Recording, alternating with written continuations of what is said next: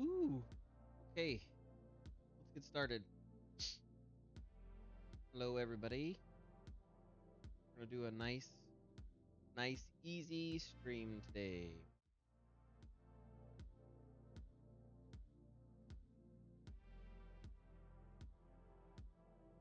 The weekend. I started an hour early to give us plenty of time for a little bit of a longer stream than normal. Okay, this can has me nervous because yeah, that makes me a little less nervous.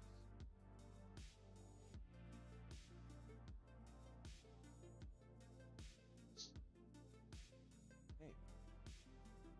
Well, let's go ahead and get started. We'll cover really quickly what we did last stream so that way everybody has a good idea as they kind of ponder and get in. But basically, we created this entire cloth from scratch. We finalized out what that would look like on this bad boy. We also kind of put it in the game so we could see what it would look like inside of the game.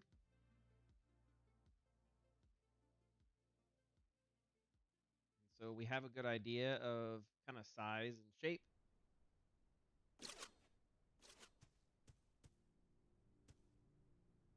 And now we basically just need to make it look really good. So that way we can animate this guy. And then once we've animated him, we will start in on our journey of doing the tutorial world. Because that's basically the next step is tutorial world. Ah, man.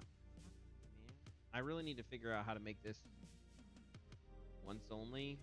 Because I really don't want to have to listen to him say, hey, get over here. I am not joking. Come here. He's like, I'm not joking. Come here. Get out of here, bro. Leave me alone.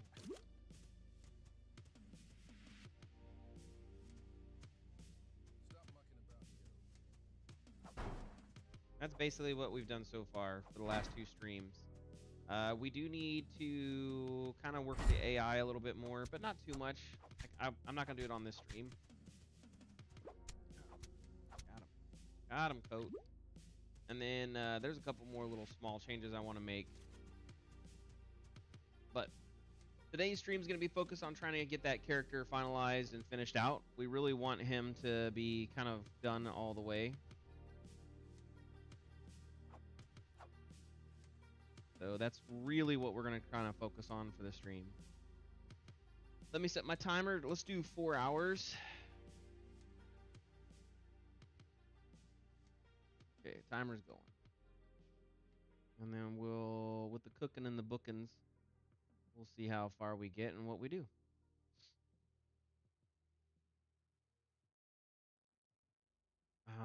So primarily, we're going to spend a little bit of time here inside of Maya. And that's mostly because I need to figure out how I want this to look for the final version.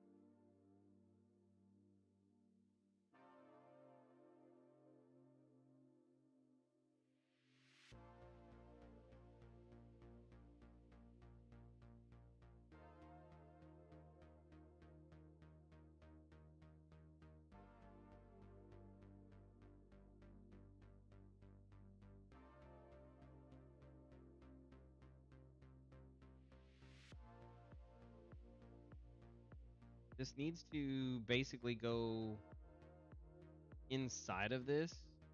We need this cloth to kind of, this is the interior. I'm going to kind of have it come up and taper. So let's create another layer for this, and we'll make that kind of that. Because this is basically, it needs to be inside of that. And so we'll kind of have to taper and make it flow inside, so that way it can have a good, a good realistic look. And then it's going to be a different version or color or texture.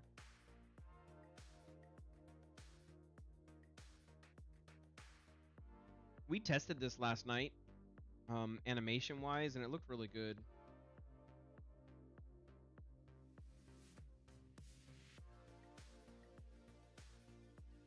Okay, well, we're gonna do approximation.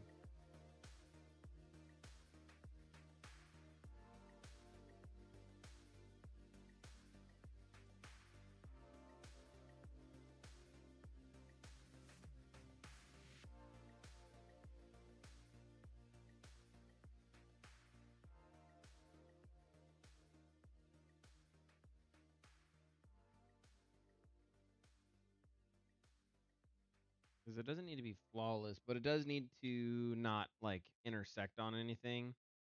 So there's a couple of those that we're gonna have to kind of just. And then it also needs to not intersect from the external, or we're gonna see it come through, and we don't want that. Like that and that should both maybe come here.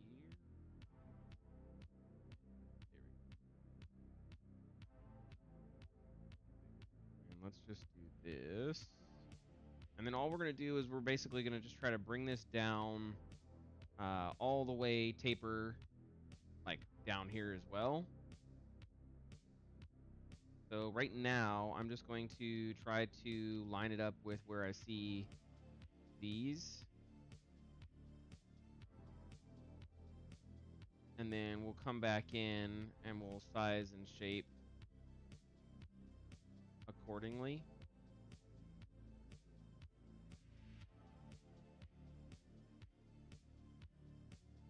I mean, I can kind of do it right now already.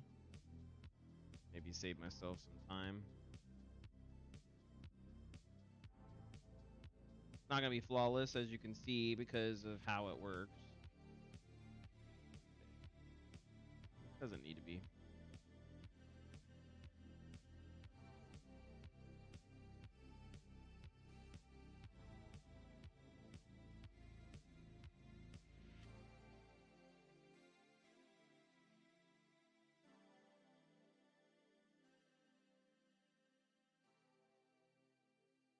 And then, okay, so we have a good idea. Obviously, it's only one way right now.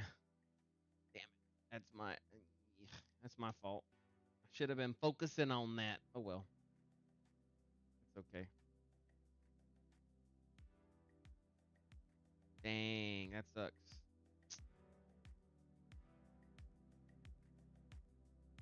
I wasn't paying attention to that. Oh well.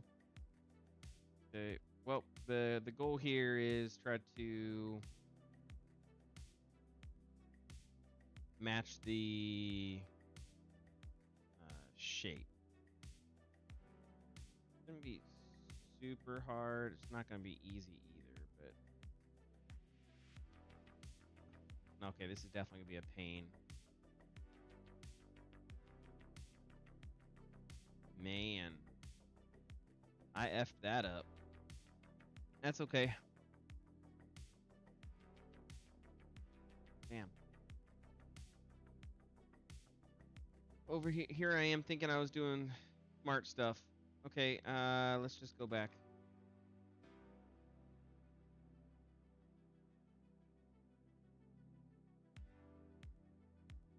We need to duplicate this on either side. Make that a 1.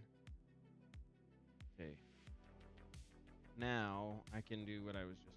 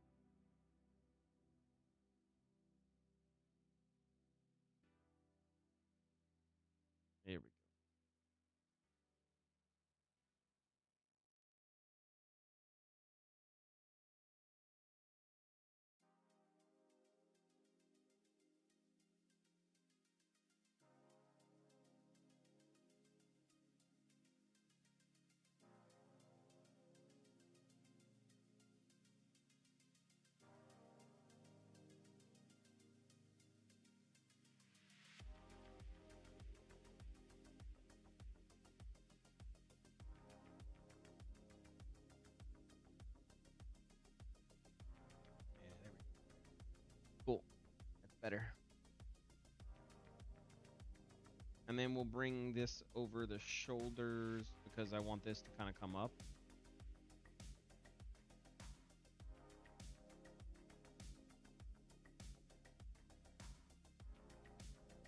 Oh crap, I gotta remember I gotta put that underneath it.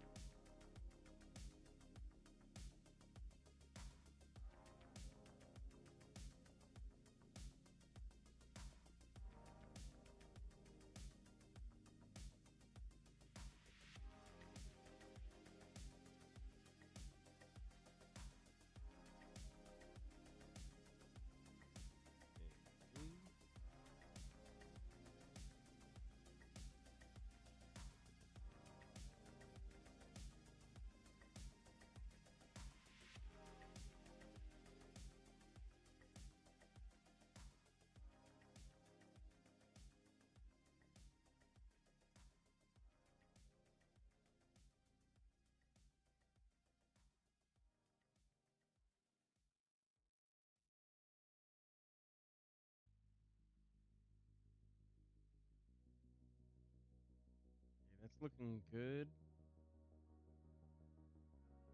Oh, so that's why I watch it twice. What's going on, Wolfie? Thank you for the follow. Okay, I'll run you through a quick rundown, okay? I say quick, but it could be longer than quick depending on how many questions you have. But it should be quick. So let's aim for quick, okay?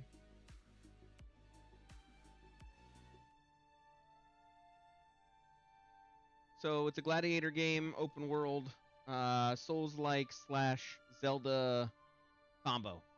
We have two different modes. We have Infinite Arena mode, and then we have the campaign. So you can create your character. Your character has the ability to have all different shapes and sizes. Whatever you want. I'm going to keep the basic. You can actually change out the different eyes. So you can have different eyes. Make them emissive. Have them be non-emissive. Whatever you want to do. If you want to be a god, you can make them emissive. Yay!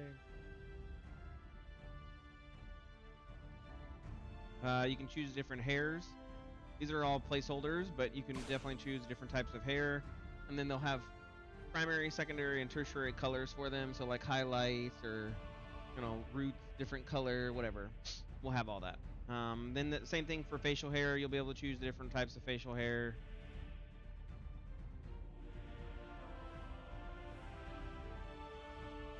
And then something I've seen before, it's more or less in like the Space Marine games, but basically choosing your primary, secondary, and tertiary colors for your armor.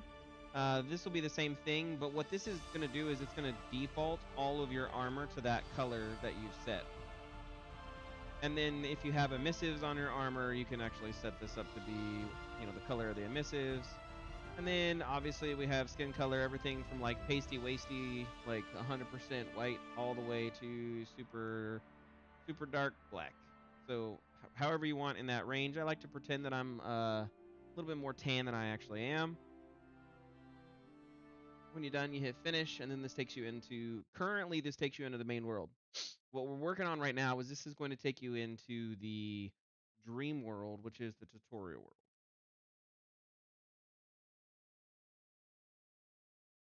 This is taking longer to load than normal. That's not cool. There we go. So you start off in your slave quarters, and you get your first set of quests, which is to move over to the location. This guy is the one who kind of tells you everything that you need to know about everything. Hail, trio. You look new around here. Perhaps you arrived with the batch of yesterday's slaves. Welcome to Ludus Inidium. I am Nemias, your Doctore. What questions do you have? Basically, he'll tell you all the different things you want to learn. We're not going to deal with that right now on the stream. Once you've done that, you talk to Homeboy over here. He's going to give you your tutorial match where you basically have to learn the things you got to learn.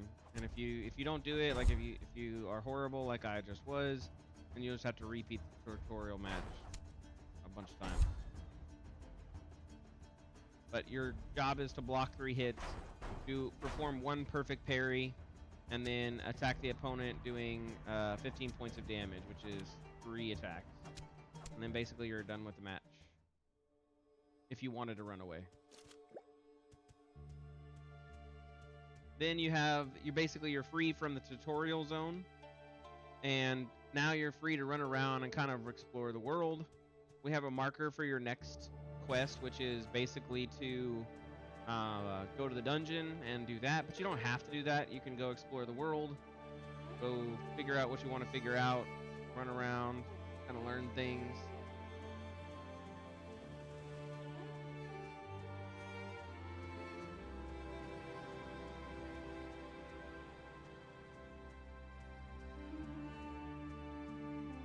Down here is where bandits are. You can find different armor sets.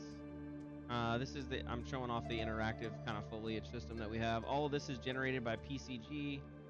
You'll have animals. They have herd logic. They try to run away if you are horrible to them. They don't do it for me right now, but if there was a goblin here, they actually run away from the goblins because they know them as hostile. I'm going to cheat, see if I can find myself the guys that are over here. Okay, there he is. Turned on my X-ray vision there for a minute. Heard a noise just over there. So basically, you're gonna fight. Everything that they kind of spawn with is what they'll have throughout the entire game. Like, you don't have to worry about RNG in the sense that, oh, they have this armor on, and then you have to worry about, you know, loot drops in that sense. Whatever they have equipped is whatever they have for you to be able to use. And so you're kind of going to go through the game and try to equip as much as you possibly can. Gear yourself up a little bit so that way you're capable and ready to take on the actual bosses that you have to take on. Let's say I felt really comfortable here, I could do that. There's different biomes, different regions. We have water. This is like a little water crossing.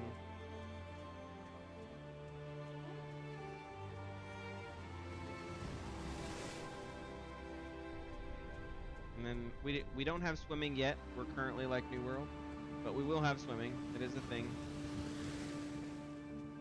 I won't waste your time by just walking around and showing off the world, but there is lots of things in the world to show off, and there are lots of things to do. Like, so for example, as you explore, you might find a goblin cave. This is a hacked together goblin cave, but I can show it to you. It's a little dark, so I'm going to turn on my light.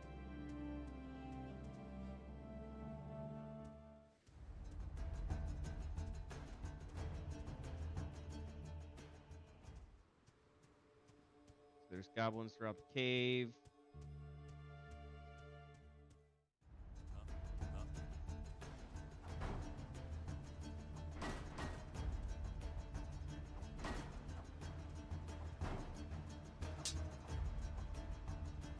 I missed.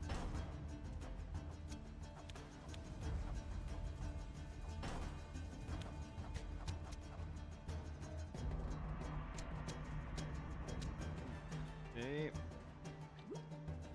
I want that armor. That helmet. Need those legs.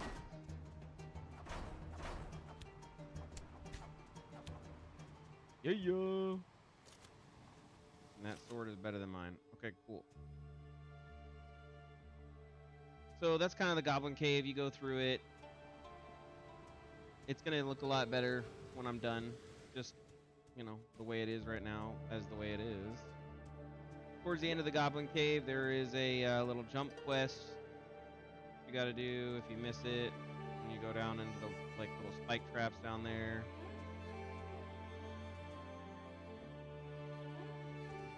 Oh, No. Okay, well, I don't want to go down there, so I'm cheating.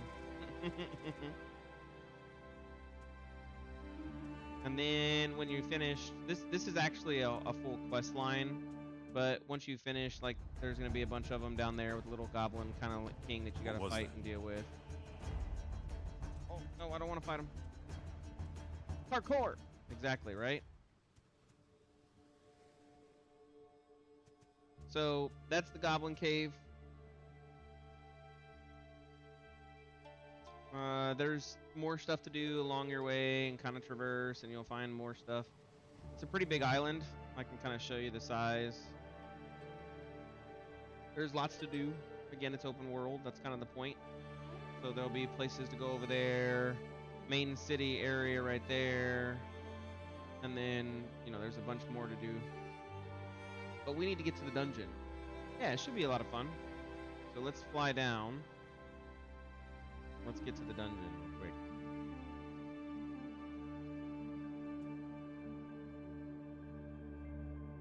And if you remember from when I started, I chose green as my primary color.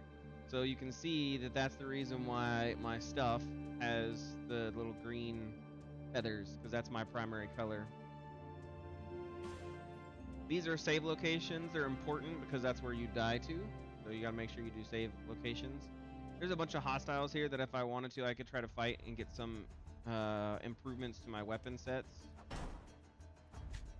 This is a future Rome. Okay, I'm doing horrible, so I don't know if this is a good idea or not. Oh, there we go. That's what I was looking for.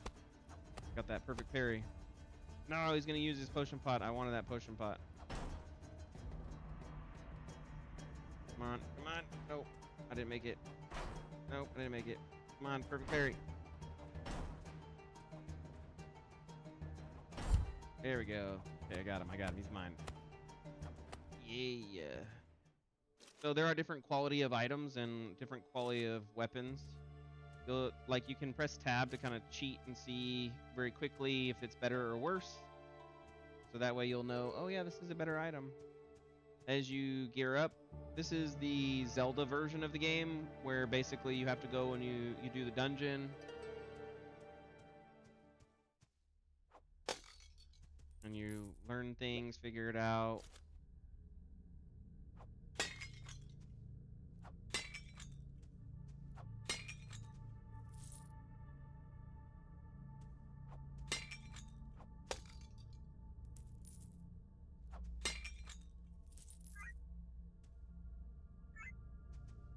Oh, that's good that we added that noise back in.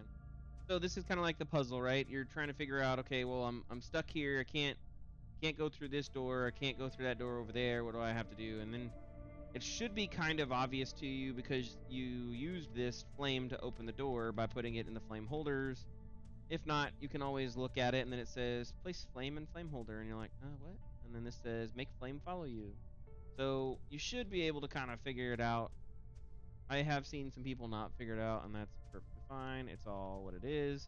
But as you do that, you go through and you basically finish up the dungeon doing different things. And this is a puzzle to kind of, that's like the same puzzle, but teaches you that you can also turn flames off, and then that unlocks doors.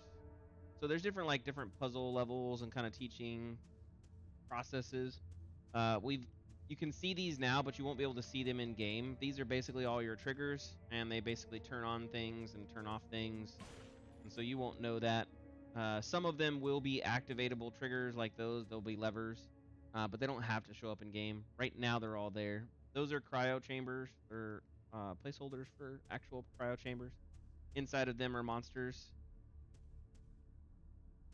and you're just trying to go through this facility and get to the main area. As you come in here, those get lit, and you're like, wait, what? And then all of a sudden, the cryo chambers come in here, and they get to the end of the rail, and they drop, and you're like, whoa, wait, what's going on? And so this is like basically a fighting quest, little mini thing where you have to like kill a certain number, and as you kill a certain number, it will unlock the door.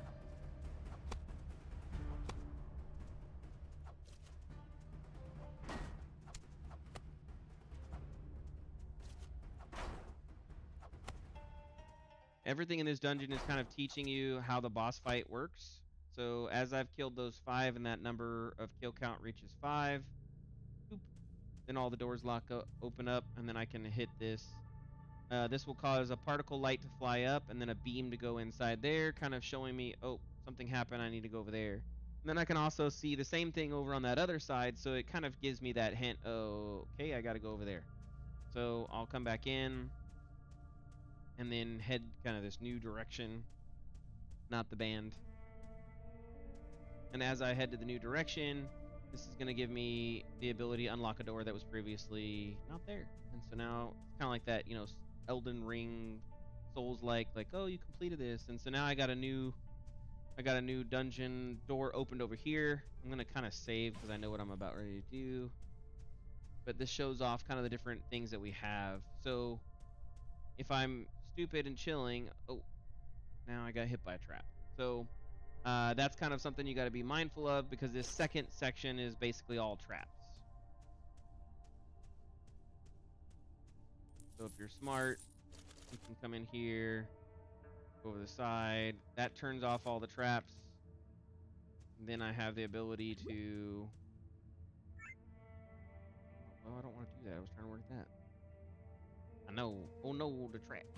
So now the doors are open, and I can kind of go down and do the trap version of the dungeon, right?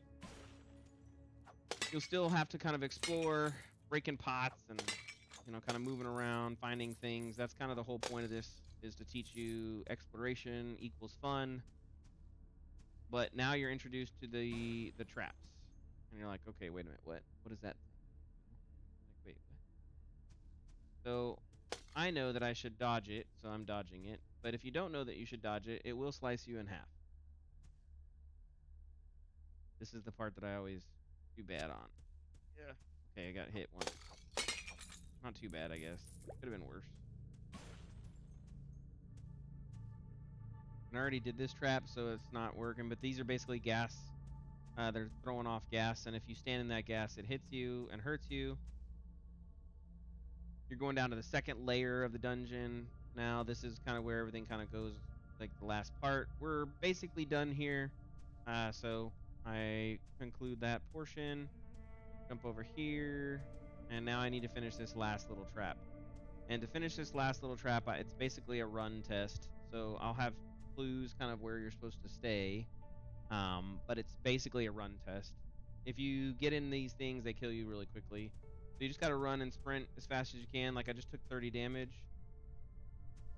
And then they're not going to remember to jump or know to jump. So they're going to basically just keep running, and they're going to die that first time. Nothing wrong with that. It's part of the process.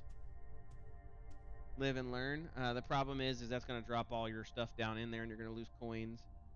So I do need to figure that out, because I know players will be kind of annoyed by that. They'll be like, why am I having to waste coins for blah, blah, blah, blah, blah. Okay. Yeah, we need some kind of, like yellow marker. I think that's the thing that everybody loves, right?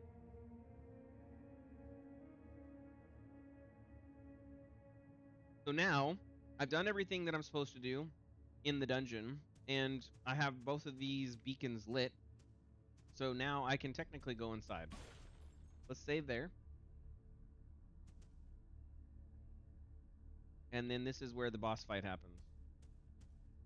And the boss fight is a culmination of everything that we learned throughout the dungeon. So they'll drop down the cryo chambers. We'll have to fight these guys.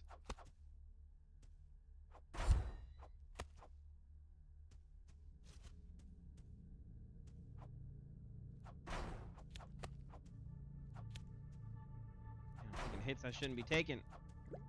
Okay, that's bad. That's bad. Really bad. Probably not going to survive this. Anyways, you have a boss fight that you have to go through. Come on, hit each other. Hit each other. Ah. There we go.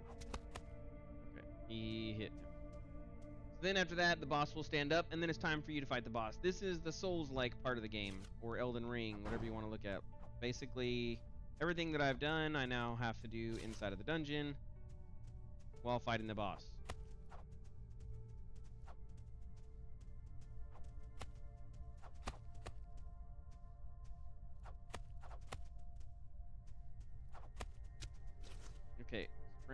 because I know his next trick. Flame engulf your sins and wash clean your I know his next trick. Yep, there we go.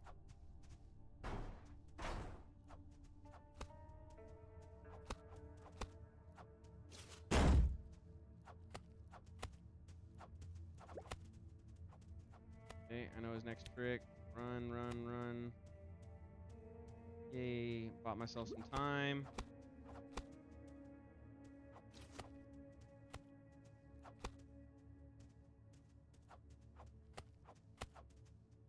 Supposed to have combat music. I don't know why the combat music is not working. Okay, so now I'm in phase 3. So basically these come up and then now they're gonna start throwing out stuff that you don't want to get hit by. And while this is happening, he's in the background healing. His life is going all good and everything else. Like, yay, life is great. Yes, NPCs can hurt other NPCs. So now is the final phase where basically it's just me versus him. No spawners come in.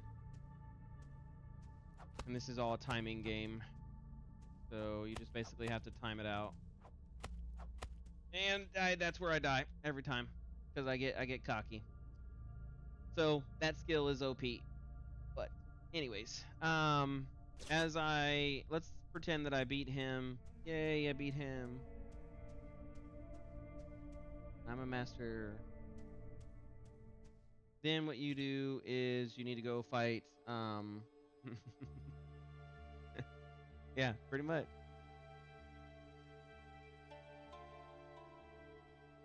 So let's say you beat him, then you head back over to your villa. And the last thing that you have to do is you'll have a quest to defeat the villa champion. And so you start the champion event. I don't know why he didn't start. Okay, there you go. So this guy basically is a hard hitter. Your only way you can really kind of defeat him without having lots of weapons is to perfect block every time. Or not every time, but most of the time. So by doing perfect blocks, it opens him up to a lot of damage. And he does a lot of damage, so you can't just sit there and block it all out.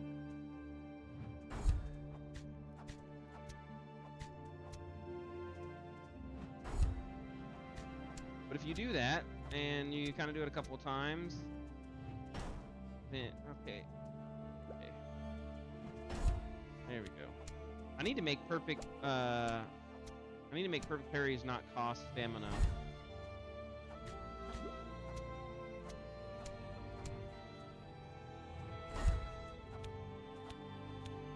Once you've defeated him, now you become the champion of the villa, and now you are the captain. Okay, now you're the captain. So as you're the champion of the villa, now you have the ability to stay in the bed and kind of change from nighttime to daytime. You'll have the ability to use the cooking to increase your HP for a short duration of time. You'll have the ability to wash up in the bath. You'll have upstairs is kind of where you'll store your weapons and stuff, and there'll be no, perfect should not be free, but can be reduced. Well, that's true too, maybe. I don't know. We'll have to see the balance. Upstairs will be that. Then we'll have NPCs. This actually already is working. Mester kind of took it out for, I don't know what his reasoning was, but he did take it out. You'll have NPCs that go to different parts of the town, like the church. There'll be pastor or preachers inside the church. Some people will come to the church. And you'll have miners that are going to the mines. You'll have people that are in the quarry. We have this. That's what these markers are. They show where the NPCs go and what they'll do when they get there. That's basically the controller for that. And so that's basically the demo. Once you beat that guy, then the demo is done. And you're more or less... you can still run around and do stuff, because there's going to be a whole another arena over here. This is a whole another city with another little mini arena and more quests.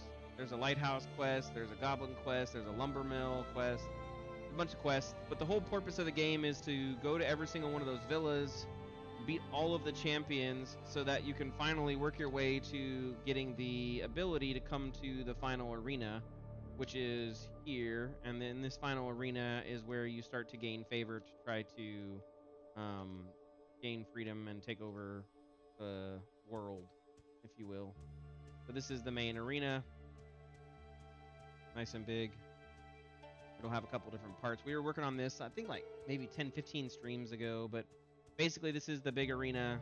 That's kind of where the pull this is. This is where they're all sit, so they can watch the fights and everything else happen. And that's where the big bosses will spawn. This will be the Roman city.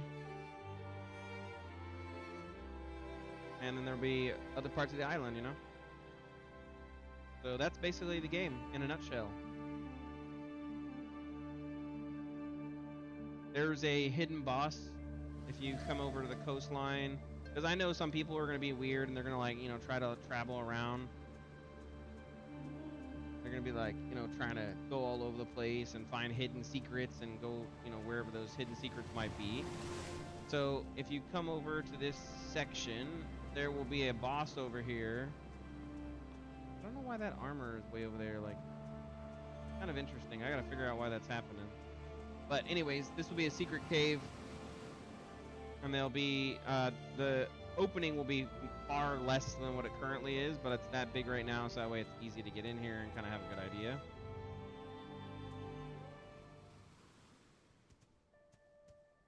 I don't know why it spawns like that. I gotta figure out why those are spawning. That's kind of an interesting thing. I heard something over there. Anyways, you'll have a big boss that spawns in here. I don't know if it's gonna be a goblin or what it'll be, but or maybe an ogre or something, but it'll be a big boss that spawns in here. Right now he's missing me because I'm too short. He does like try to aim for me, but I'm just still too short for his weapon. So we'll have to make it whenever they're this big. They have a better angle of attack. In the meantime, I can easily kind of kill him, cut his leg off, be like, yeah, your leg is mine.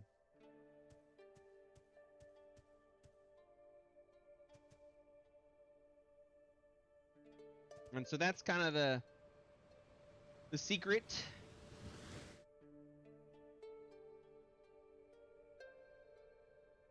And that's our basically our demo. I have a lot of buildings and things to make, and a lot of other little tiny things to put in place, but it's pretty good. I like it so far. We've done a really good job.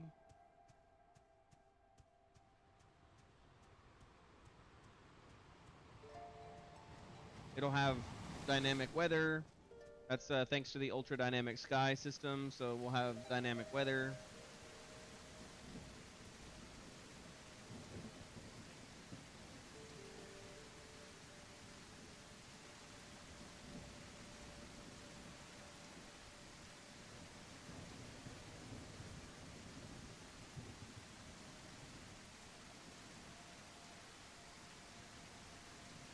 And then you'll basically just, you know, have to explore the world. This was a couple of streams that we put together. Not done yet, but it's getting close. Where basically this will be a god temple. You'll have to do some things so that you can unlock some cool weapons. And then they'll become available for you. And then down here is the bandit camp.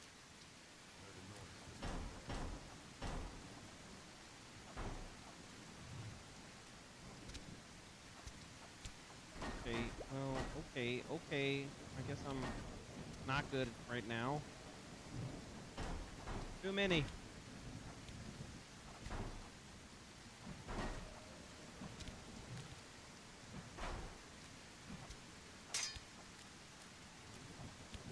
No, I'm not gonna be able to make it.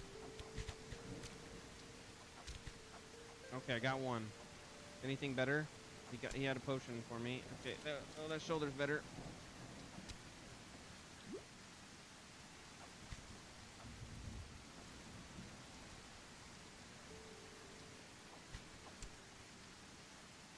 And the NPCs have randomized color. No, I don't have any plans for skills and magic. So basically, all of your skills are provided to you from the weapons you get. So each weapon will have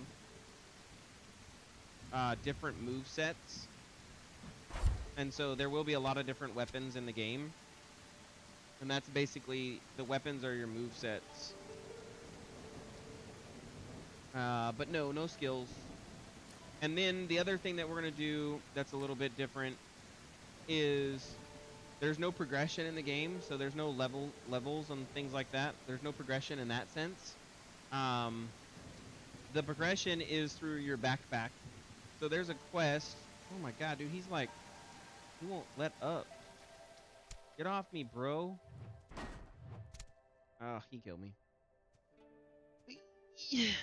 Let me see what the respawn does. Where does it put me back? See how far back I go. Yeah, it's not too bad. So there's going to be a backpack. Let me turn it to daytime. There's a guy that gives you a quest here, and basically he says, go find a backpack. I've made it. It's really cool. It does lots of cool things. And so you'll find it really early. It's basically over here. There's a dead guy, and he was trying to help him out, and he got like ambushed, and the backpack's there. And so the backpack is where all your skills are. The backpack is actually how you will be able to summon like the torch. So it's technically a drone. Your torch is a drone. And so you'll be able to summon the torch, and then you actually will be able to tell it to go places and make noises using a radial menu and things like that. So your drone is basically your kind of skills. So like, let's say you don't want to fight some people, you can send your drone over there into that direction, and then your drone will fight those people, or not fight them, but it'll like alert them, and then that'll allow you to sneak past. You can also maybe eventually use the drone to make some kind of AoE damage if for a very short period of time, so kind of pepper and help you out in fighting, or maybe healing. Who knows? So I don't really know, but basically the backpack is where you're going to get all of your perks from. And on top of that, the backpack is actually where you get your hoverboard, and your hoverboard is your fast travel for the game. And so basically the hoverboard will have enhanced like abilities and skills as it goes, but as you upgrade your backpack. So it'll go faster, it'll be able to hover higher or over more things, or it'll be able to travel better distances. And that's basically what your hoverboard is. That's your fast travel.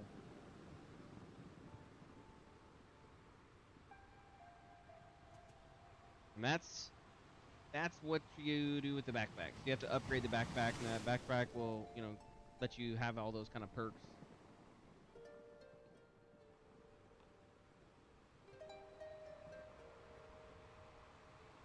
I'm gonna have to make it to where you can go over water.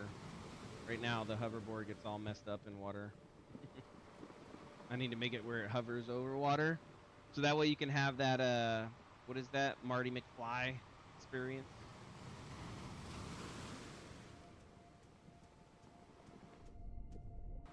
And then you'll have to be careful of the water, because there'll be sharks and other creatures inside the water.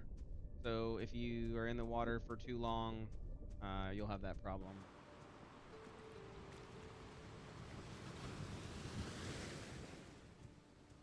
Yeah, exactly. Stormy hit the nail on the head. The backpack is how you do cool things. So hopefully that gives you a good rundown.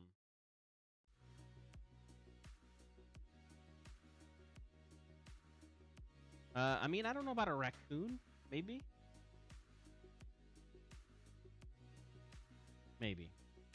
What we're working on is this dream level, because I want this to be the tutorial stage. So basically, once you create your character, you'll start here, and your character will be in this like ghost form. And then in the ghost form, you'll actually be able to interact with the three fates, and then you'll talk to them. One of the fates will actually start you off on your journey, and that's basically how you will kind of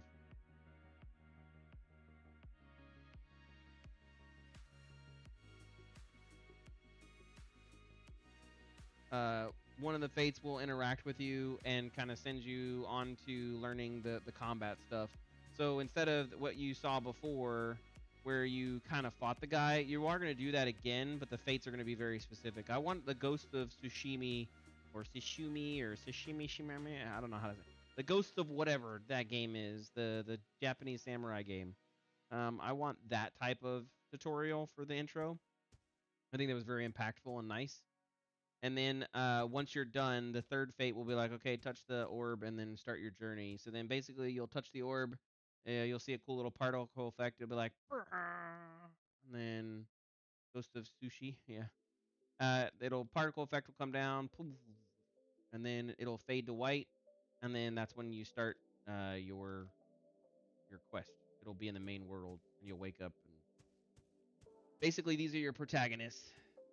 Tsushima. Tsushima. Ghost of Tsushima. There you go. Cool. Thanks. Got it. I got it now. I'm a master. I'm a pro. I'm a professional. So that's what we're doing. That's what we're working on. We're working on this kind of fate character. The goal should be that eventually, I think these are going to be one of the in-game bosses that you're going to have to fight, and each one of them will kind of do a different thing.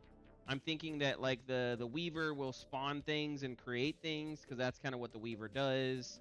The Manipulator will basically be the one that kind of like once they've been woven or whatever. Maybe I'll make the Weaver like something in the corner that's protected, and then the Manipulator will be the one that moves them and makes them do things, and then the Slicer will be the one that actually tries to like attack you, and so he'll come in and do like a big huge slice like every 10 or 15 seconds, you know, whatever the timing framing that I want to put it at is, but basically he'll come in and do the big swipes and trying to hurt you. So you're basically gonna have to fight all three simultaneously, trying to figure out which one you want to get rid of first. Obviously, I think the Weaver would be the best, but it's up to you to decide how you want to fight them and kind of where that takes you. So I think that's the story arc if you decide to defy them. Yeah, right? That'd be crazy. You don't have to defy them. You can actually follow through with them too. Whatever you want to do. Either way, that's what we're doing. We're making dresses for this guy because he needs a dress. Okay? So that's what we're doing.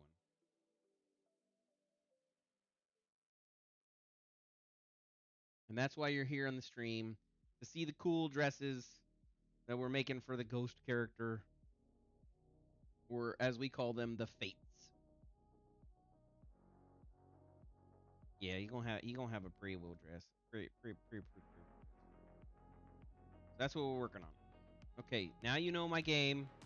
I have sufficed the question.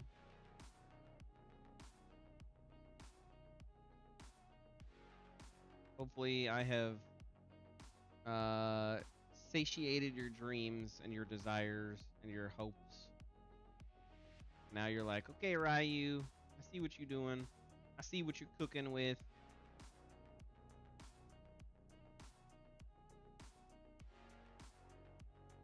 Yeah, appreciate it. I'll probably try to get another set of beta keys out. Once this second part of the demo is more in line and ready to go, I think then I will be more likely to kind of want to invite people in. Right now, what we have going on, and the problem that, or not the problem, but the thing that I've got going on is that I need to. That's good. I have to request more keys, and then the more keys I give, the less people that can actually vote and rate the game, and that's kind of a problem because the people that like the game and are testing it are the most likely to actually play the game long term, right? And so if I give out all the keys now, I'm basically kind of locking some stuff away that I maybe shouldn't. So. Okay, so let's do this. So we want this to be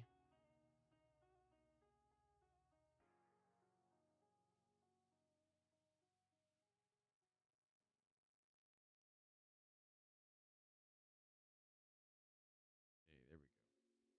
Maybe one more.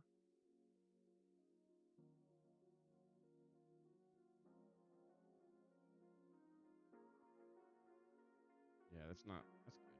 That way I'm still seeing the skeleton section. Everything's good there. I have the inside coat. I really don't need the back portion. I'll probably just delete it because it's going to cause me more problems than it's actually going to solve me anything.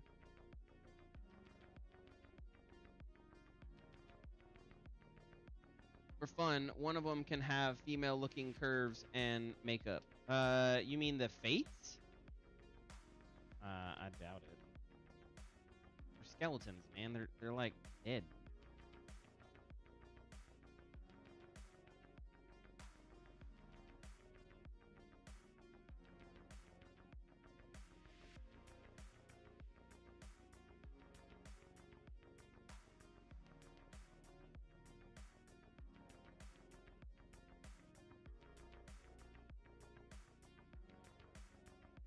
Okay, so this part of it is going to be very, I'm going to make the bottom part kind of like rippled and torn and everything else. So to kind of match that, I'm just already going to basically kind of plan for that a little bit by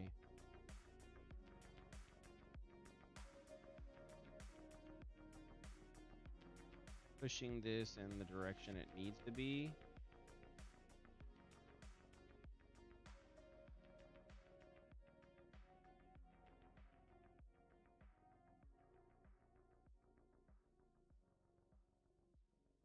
No. Y'all crazy, bro. Y'all trying to make the Fates trans? Like they don't even care. They're non-binary, gender fluid. Okay? They're Fates. They have no gender. Okay? They're not females, they're not males. They're just gender neutral.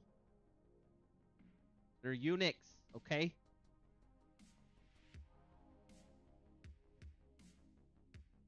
Wearing aprons. Yeah, I guess. I don't know, man. Don't judge me. I have no clue. No, it looks good. I like it the way it is. I don't know if that's considered fun or just silly. Okay, so we should never be at the bottom of the model, or at least I don't think we should be at the bottom of the model. That's kind of what I'm thinking. We shouldn't be at the bottom of the model. Like, I don't know. Maybe we are at the bottom. Ugh. So this is where this is gonna hurt. So if I make him fly at some point and he's like in the air and he's not just on the ground, there could be a case or a scenario where you do get to the bottom. And in that scenario, he's gonna need a full dress.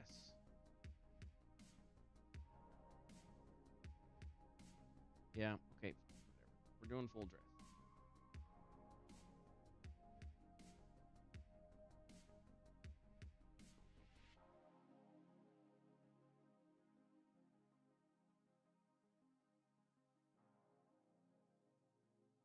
What? Oh, I turned that off, so I don't really know if that's on the center line. Okay, it's not on the center line.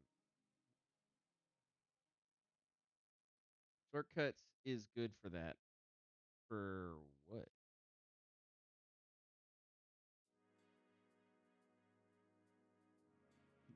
It does look like, or cheats if you want. It does look like a dress, though, for legit. Like, this is Skeletor Bride.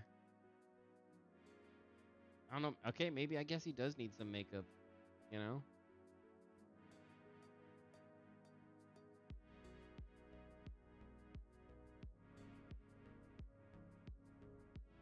Let's turn that on.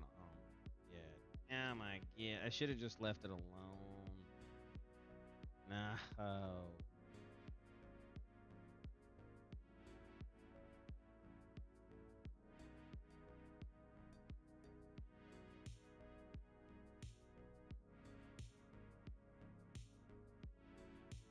There you go. It's hidden now.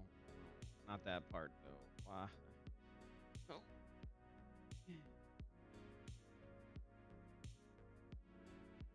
Okay, Now it's hidden. There you go. Yeah, it's his big day.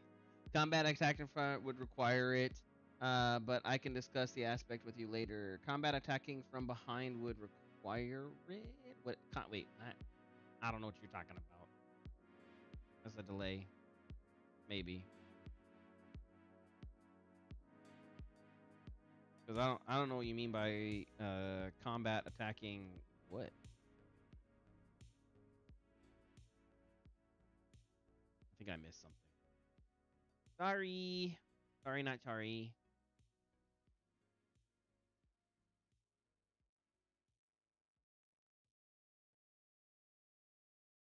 Okay, so let's weld that. Oh, crap. I don't even know where the other one was. I'm assuming it's there. Yeah, it's his big day. This is his big day. This is his wedding dress. Like, it's happening.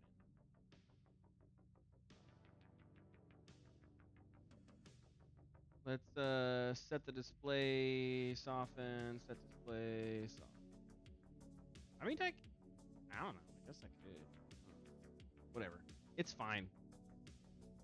Okay, it looks good. So now, if it is flying for whatever, there is some stuff to work with. Okay, cool. Yay, flying. I'll be here. It's my weekend, so I mean, I'm not gonna be streaming in 8 hours. That's definitely not gonna happen. I think I'll probably stream for. Right now, I'm set for 4. I might do 5. I don't know. We'll see what happens. We'll just see how much fun I'm having and where everything's going. Right now, it's going good. I like it. So, we'll see.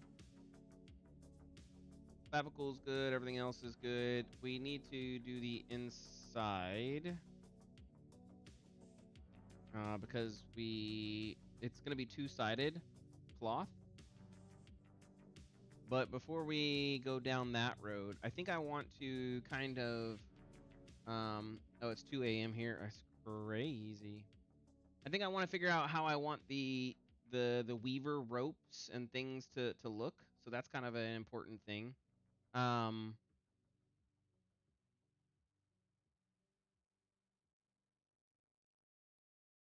Yeah, that's fine. Storyboarding them is good. I mean that's gonna be needed. Let's switch up music real quick.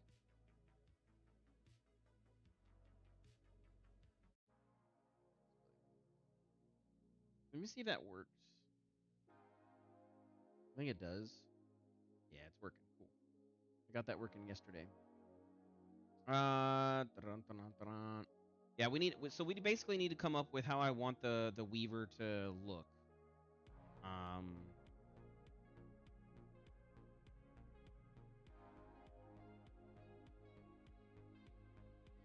See you later, Stormy. Have a good one.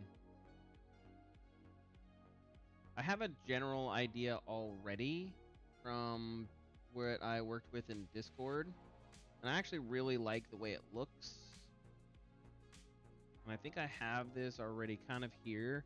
A lot of that can be done with texture, so I don't really need to do it necessarily here. I do think that maybe this needs to be more... Oh. I think this needs to be more hoodie type.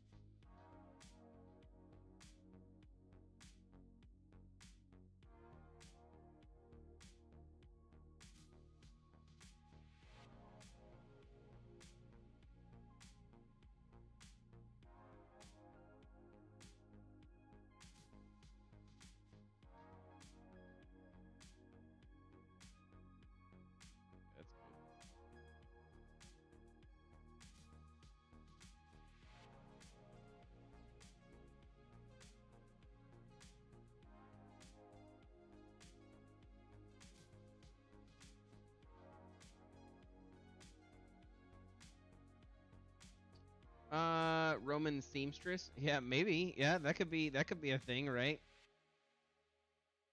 That's good. That could definitely be a thing.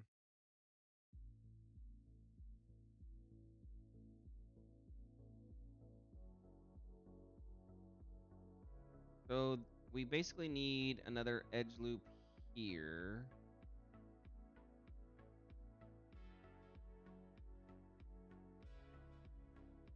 Wait, why didn't that? Oh, because there's already some crap. Okay. Well, what if I did that here too?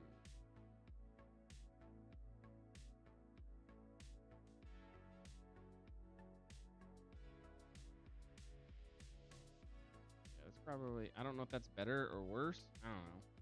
1, 2, 3, 4. So it's still a quad. Ice Ford, did you get a copy of Maya from work, or are you paying for it outright right now? I am paying for it outright. I wish I got a copy from work. That'd be awesome.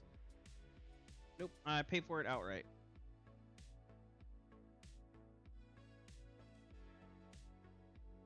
Hello and welcome, by the way. So towards the elbow, we need more. And then the wrist is actually going to need a lot. So let's do that. That's I code for food. Okay. Why did I? Yeah, I butchered that. I apologize. We're gonna add more into here so that way it. Yeah, we really want this cloth to kind of shine.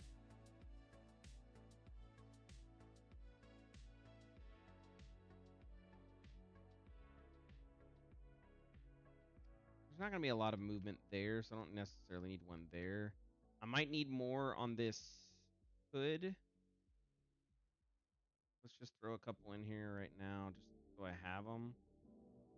Yeah, that's much better. Okay. Ice for food sounds more. I know it does. I struggle justifying the cost when things like Blender are out there. It's an industry standard though. So if you don't know, they have an indie license, and I would highly encourage you to utilize the indie license. The indie license is only 250 a year, so it's not like, not amazing, but honestly, if you didn't eat out 10 times out of the entire year, you've paid for it. So, I mean, that's like 10 less Happy Meals, 10 less quarter pounders, whatever it is that, floats your boat. So, I use the indie license, 250 a year, and you are exactly correct. It allows me to work with the industry standard tool. So, when and if I decide to ever try to work for a studio, I can be like, yeah, I've been using Maya for 15 years or 10 years or 4 years or whatever the heck the number of time that I've been using it.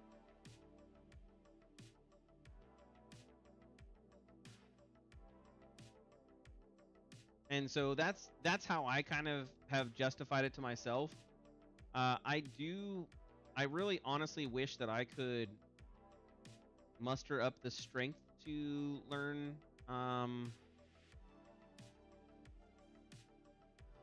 What's the word I'm looking for? I wish I could learn to muster up the desire to learn Blender, because I think Blender, it is a nice tool, especially considering how the fact that it's like free, you know. That's another big perk to it. But I don't know, man. After using this for so long, I really have such a hard time kind of trying to utilize any other tools. And I know Blender does a lot of cool things.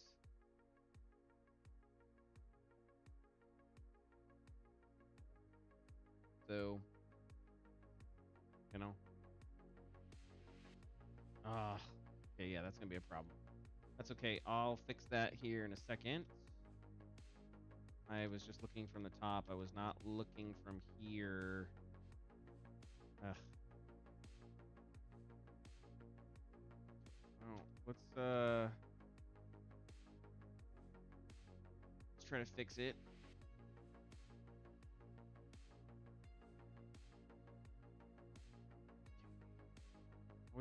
I always gotta remember to try to check it while I'm doing it. Forget to check all the angles.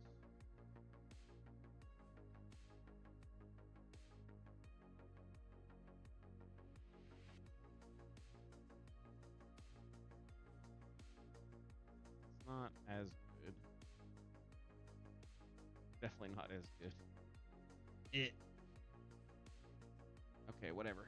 It is what it is. I'm gonna have to fix that. That's gonna be. Might as well just redo it. Just redo it. Not as long as it would take me to sit here and play with it for this long.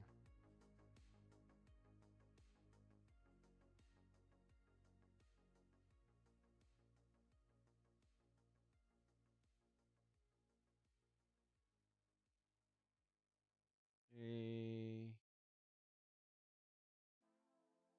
This. That. This.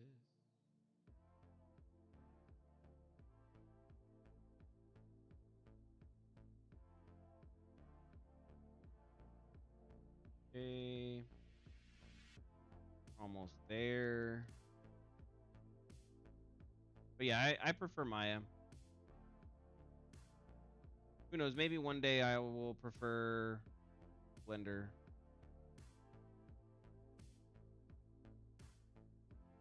Maybe I will have figured out how to use it then and can be like, yeah, Blender is so amazing. I don't know why I never used it. I was so stupid. I mean, the interesting part is there's a couple of studios that actually utilize Blender. Now they're not making it at their primary, like it's not their primary tool set, but there is a lot of people who can kind of get away with all the modeling and everything else with Blender. And that's something that I really am annoyed with, specifically related to. Oh, that's something I'm annoyed with. Maya, because it is proprietary, doesn't have a lot of plugins, you know? And so there's no plugins for Maya, and there's no ability for me to kind of, benefit from the external thing. Well, okay, I'm not gonna say there's no plugins because I literally have plugins. But what I'm saying is the people who are making plugins for Maya are trying to make things for the industry vets, and they're not really making them for the common Joe Schmuckatelli or whoever. So it's it's kind of annoying in that sense because there's a lot of cool things that came out for Blender that are really relatively low cost that I would love to play with, but I can't because they're not there. So I don't know. Like I said, there's perks and downsides to everything, I guess.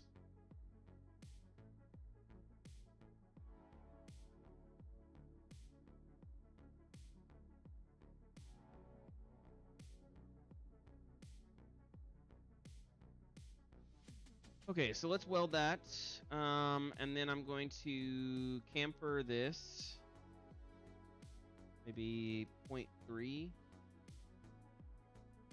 Yeah. So that creates that inside cuff. It doesn't need to go all the way through because, again, we don't really care about that. Now,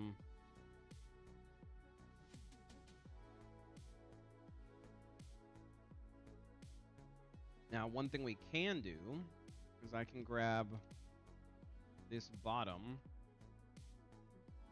and kind of stretch it out a little bit more. Yeah. That might be too much, but I don't know. I want it to be kind of flowy as he's moving because it is going to be cloth simmed. So as he's moving his hands and everything else, I want it to feel kind of flowy. And I think the longer it is, the more we're going to get that feeling.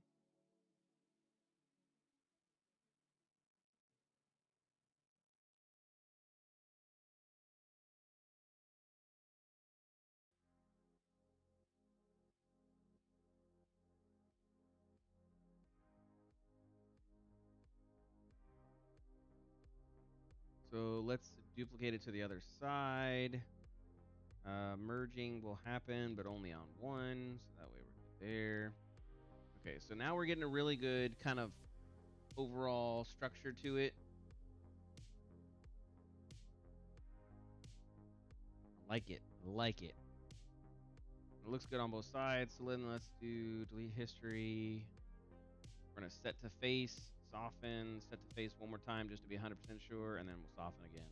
So we get this nice inside kind of curve. That's probably less than ideal.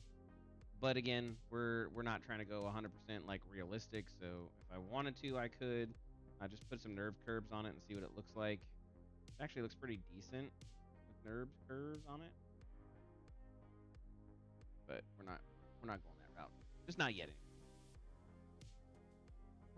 Okay, so then what we want to do is we kind of want to set up to where let me look at my reference art real quick. Yeah. So what we can do, I think everything is good here. We basically need to kind of bring in the strands. Like how do we plan on the strands working? And I think that's a important kind of detail. What if I did this? Ooh, this is an interesting idea. Okay, so what if I did this? Oh, what? Oh, I put V. What if I bring that there? Oh no, that doesn't. I need that. I need that because then we're gonna have clavicle issues. We don't want them clavicle issues. We don't want no clavicles coming through. Yeah, okay. We're gonna call it quits on that. Okay, so now we need to add some ornate. We need to add some ornateness to this whole, structure and what it looks like and how it looks like. And we can do that a couple different ways. But the way that I want to do it, we're gonna have the texture do a lot of the heavy lifting. So that's the reason why here I've just kind of moved it up a little bit. I could bevel this one more time, or camper it and get like a little bit more of a harsher thing, but I don't think it's really kind of needed. We can use the texture to drive a lot of that, and so not super concerned about what that looks like. This is causing some really dark shadow. How it is.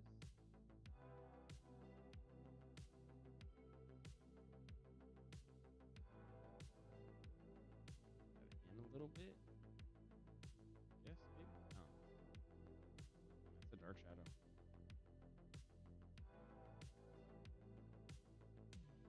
In a little bit. It's a little bit better. Okay, and so what we need to do is we need to kind of like add some strings, I think, or some things that kind of go around it. I think that's probably going to be the best option. So to do that, what we can do is we can actually go to our curve section, and we can draw curves in. So let's say that we wanted something that went across from here. So let me turn the skeleton off. And then hopefully this works. I think it will work.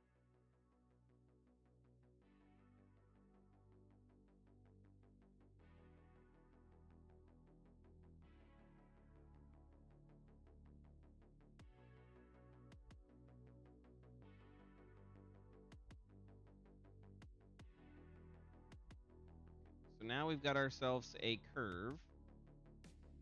And this curve can define basically how we want this to come across.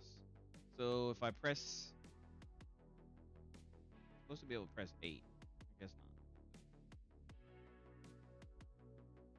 not. Oh, I know it's doing. It's freaking out. Okay. Let me close real quick. So I'm playing the beta for Monster Hunter, so I won't respond, but you are on my side monitor. Sounds good, man. No worries. Enjoy the Monster Hunter beta. I heard it's really cool. I'm personally not a Monster Hunter fan, but enjoy it.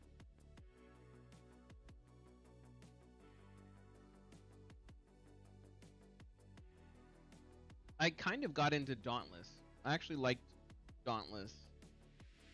I think that Dauntless went the wrong direction. I think they obviously tried to go that, that pay to win kind of model, and I think that's where they lost a lot of people, was because they went to that pay to win model. But I did like Dauntless. I did enjoy it. Okay, so if I do control points, why can't what? Why can't I control point it? There we go. Okay. Is there any inside there? There's got to be a control point inside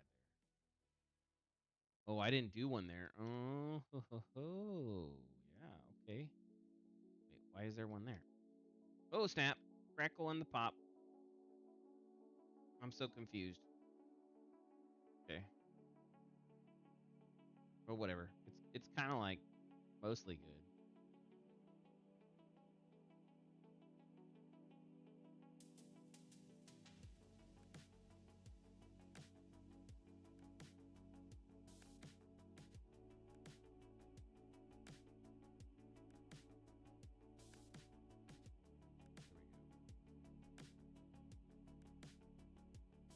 That's gonna be so bad on this side over here.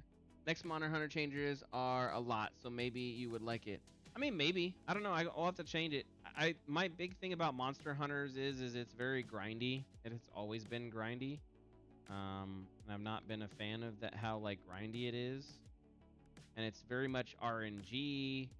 Like, okay, gotta go kill this monster 50 times so that I can just survive and get this cool little thing, and you have to like pay for 9 billion of them. I don't. Never been a fan of that, bro. Okay, well that looks okay over here, but it looks horrible over there.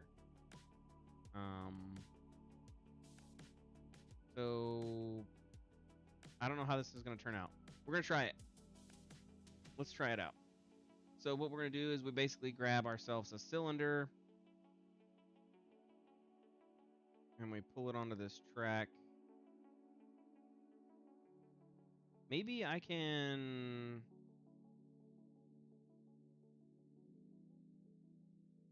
Is there a way I can grab just one control vertex? No, get out of here, bro. Let's make it non-clickable.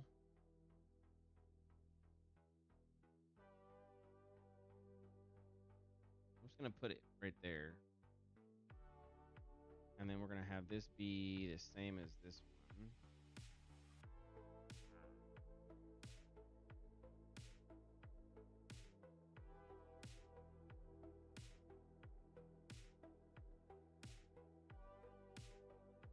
But the fun to bonk big monsters. I do agree. I like the fact that I can, fight the big monsters. I like what they kind of do and how they fight. So I mean, I'm not saying that, I'm not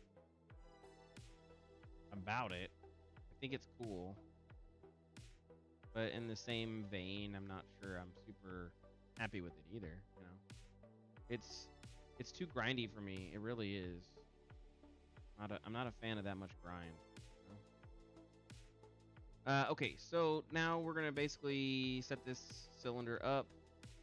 I don't have that much time anymore. Like I don't, I'm making a video game. I'm trying to work a normal 9 to 5 job. Like I don't have time for all that grind. If I had no life at all, I didn't have, any family or anything else to worry about, then sure, but nope. I don't have the luxury of that. Okay, that didn't work. Well, that's cool. Having 2 weapons is always good. Oh man, I'm telling you, those Asian MMOs are built for the grind. And I used to honestly like it. I used to be all about the grind. I was like, oh yeah, let's go. I can't do it nowadays, man. I just can't do it. Okay, so we extract on the line. I need to do divisions, and so basically this will get me a nice, good long chain. Let's do 50 divisions, so we get a nice, good chain here, and then I'll basically just cut it on half. Yeah, it looks like I can cut it on half.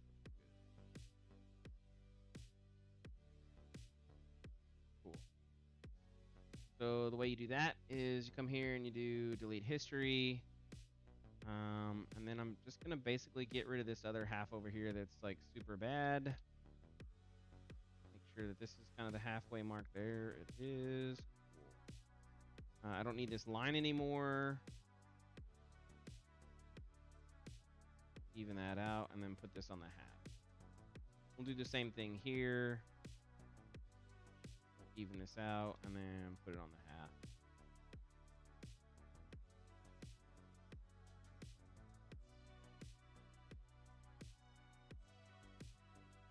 And then we'll duplicate this, merge at the 1. Cool. So we have ourselves a little bit of what we're trying to do. Not flawless, but we'll get there. So we're going to bring this down. That way it comes down here. Maybe bring it inside a little bit.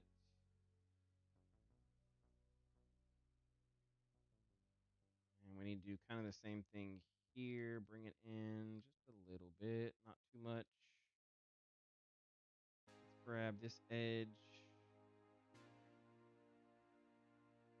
I got to grab this same edge on the other side, which is right there. Cool. And then let's bring those down a little bit. Maybe move it forward. Now we're cooking. But you do see how it comes in the back of the neck. So it's not necessarily a good thing. Let me bring it up. And in, up a little bit more, and then in a little bit more.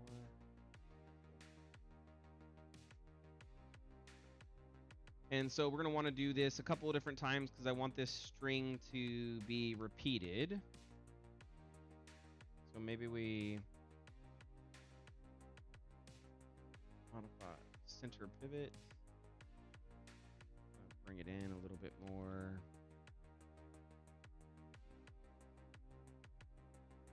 So we're basically just going to kind of shape it around.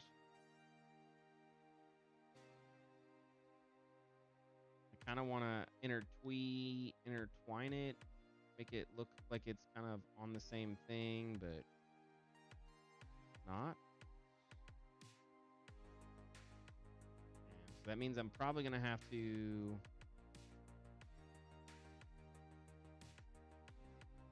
move parts of this so that way that part can come underneath.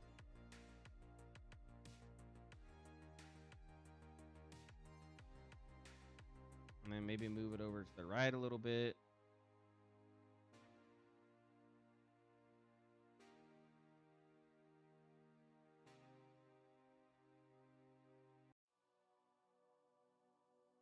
Make sure we're not cutting into anything.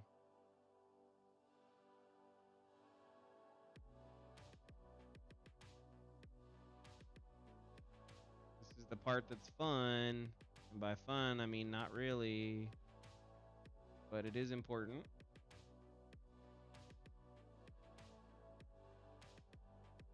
Maybe have like 3 more, 5 more.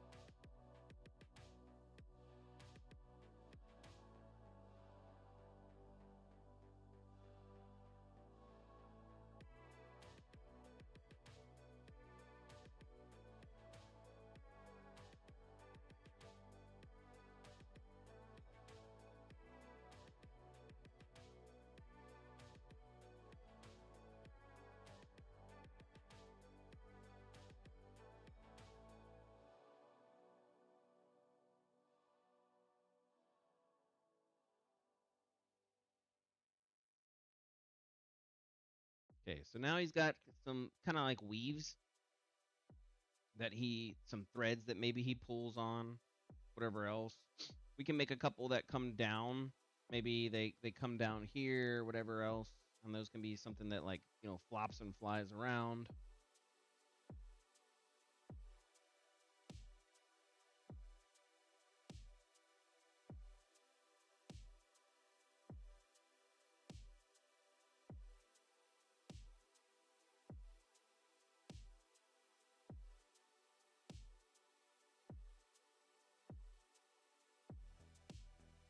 Okay, let's try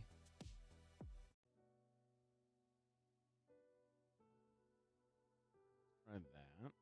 And let's see what we get when we kind of bring it all in. Oh, I can't grab that one because I made it non-select. Okay. And then let's see what it looks like. Always good to do a little vibe check.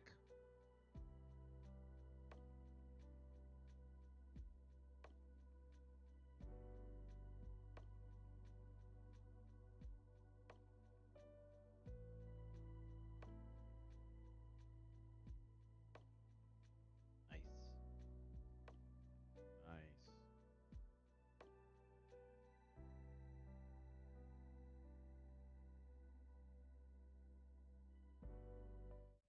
Now, what if we made these go to Hypershade, and then inside of Hypershade, is it quiet? Is what quiet? The music?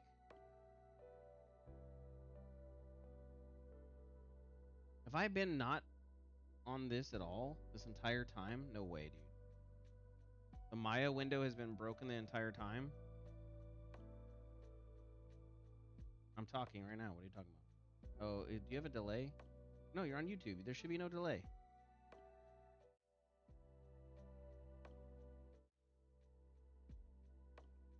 What the heck?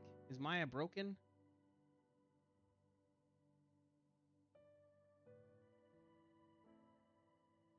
Oh my gosh.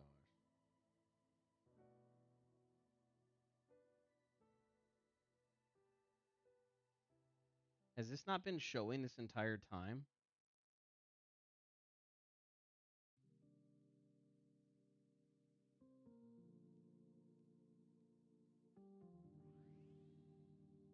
That's not good. Like, this entire time has not been there.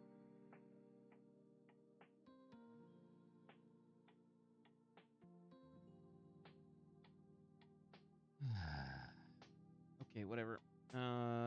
Fate. Come on, Daniel.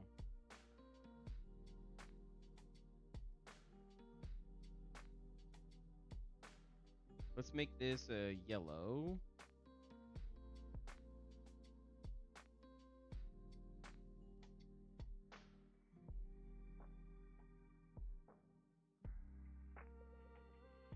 Well, I am in ultra wide format, so that's technically not wrong.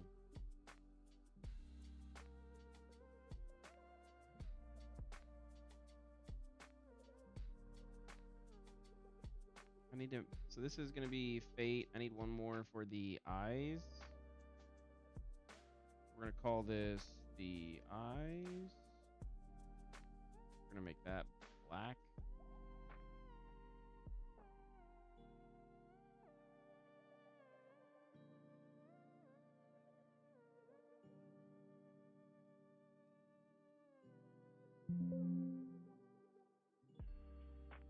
Okay, now when we come back over here, it's gonna ask me to reset everything to the FBX, which is fine. Let's go to our actual thing.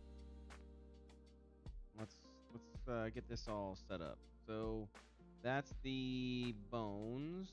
This is the eyes. Let's use skeleton eyes. We'll use teal for right now. This will be red cloth.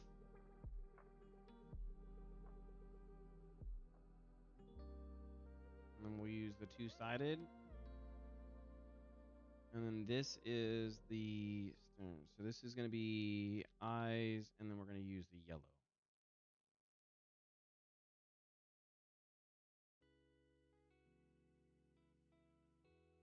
Yeah, look at that.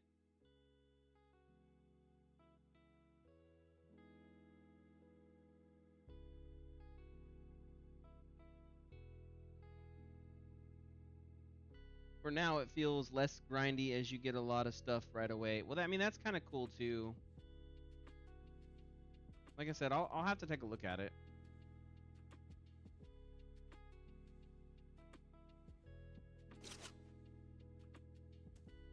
So that's kind of your fate, right? Those are the weave fate. He's got the actual weaves that he's making things with, and so now we kind of have a good look on that. And if we wanted to show the different ones, we can basically do red, maybe yellow. Let's go yellow.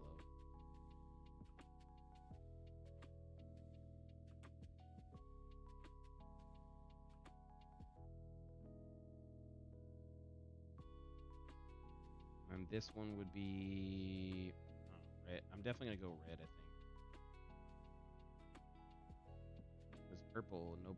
That's just weird. Red. Go red.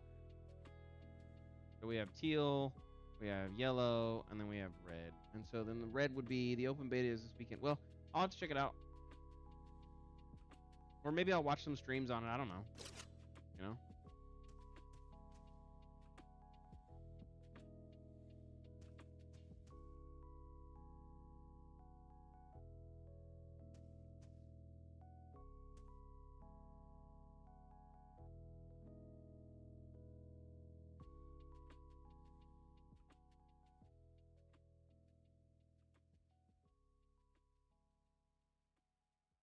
See how good that looks? Yeah, I like it.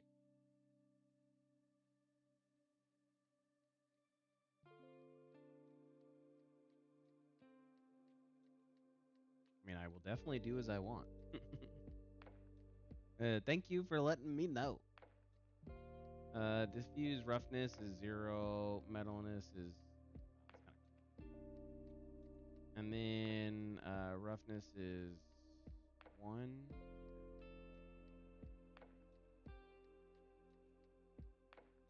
So we get a good idea of what those look like. And we can go crazy with what this looks like. I think I like it the way that it currently is. But again, having that where the fates will have the different kind of armor, I think is a good thing. So I like the idea of having a little bit of this kind of encasing around all of this. Um, Maybe having one that comes up and lines up with the hoodie. I don't know.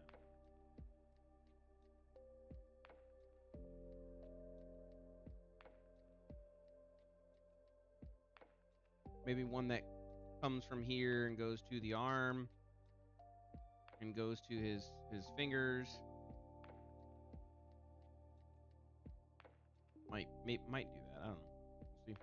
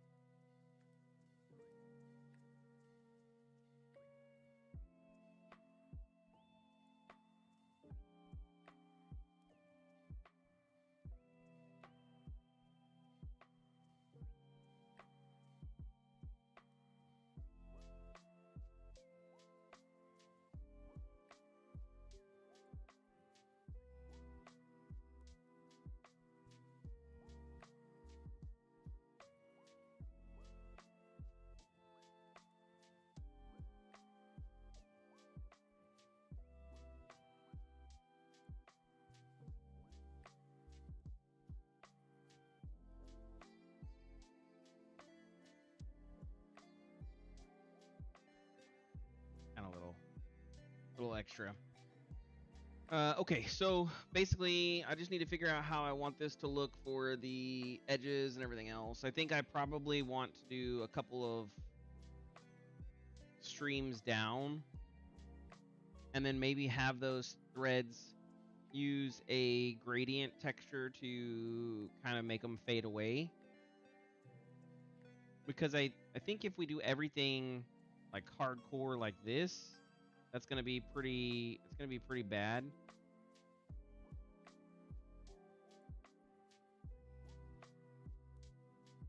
You've gotta. I mean, it looks good, right? We're doing a good job here, but we're gonna have to make it look as ornate as I want it to be, but not over the top. We need to basically. I think I'm gonna drive it a lot with the texture. I don't know if I necessarily want to have 9 billion of those things, because then I'd have to paint all of those out, and that's, especially for cloth, like that's gonna be a yeah.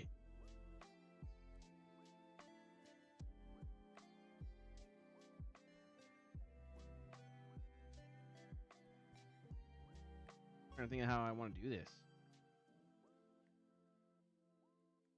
I could.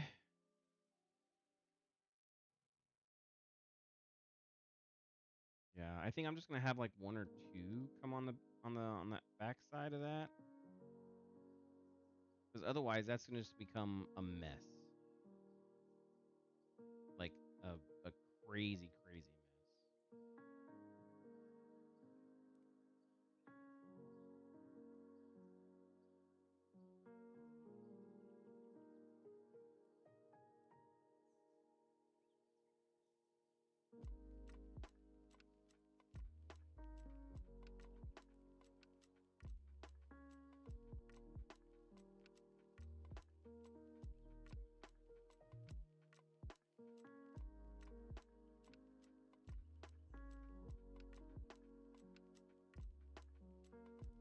Trying to lessen this a little bit, because I think that's going to also cause a bunch of clipping later on.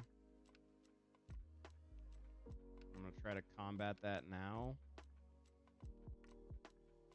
before I get myself in trouble later.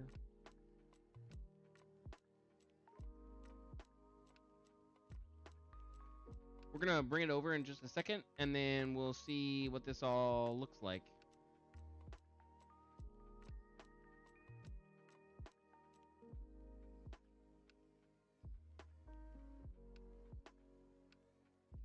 Okay, so I'm not hiding anything, which is good. I don't want to grab that. We're gonna grab all this. Do a save. It's looking good. I like it. We have the inside, right? Yep, we do have the inside. And it looks good. So let's just try it on the skeleton and see what we get. So desktop, and then I think I called it Fate Armor or Fate Cloth. Fate Robe. Same thing, I guess. And then we'll open up the actual Wraith file, save. Okay, so this is our actual rig. And on this bad boy, we basically have the ability to move everything around and do all that fun stuff, because it's already there. So what we want to do is we want to basically attach the armor and stuff to that. So we're going to go File, Import, Desktop, and then we'll do Fate. Okay. So now we've got the Fate Cloth and Robe in here. I will actually be able to kind of do everything that I wanted to do. So I'm going to basically grab the 3 pieces. So 1, 2, 3. I basically need all. Right? Yep. Why is that called PQ? Is this called cylinder? Okay, they're all cylinders. Okay, whatever. So we grab this, and then we're gonna grab the skeleton, and then we're gonna do a rigging with the skin, and we're gonna bind the skin. Joint hierarchy is probably the best option for this. Maybe not. I'm not sure. I want joint hierarchy. Closest distance is fine. You could do geodesic voxel. Heat map also kind of works too. Dual quaternion is what I want. Interactive. Distance is good because it's basically from there. Number of influences 4 is good. Max influences, remove unused influences, which is good. Colorize a skeleton and include I don't want to colorize it. And then include hidden skeleton selections on place. Yep. Skin cluster deform mode is going to be that. Cool. So we're just going to apply it. It's going to take a second.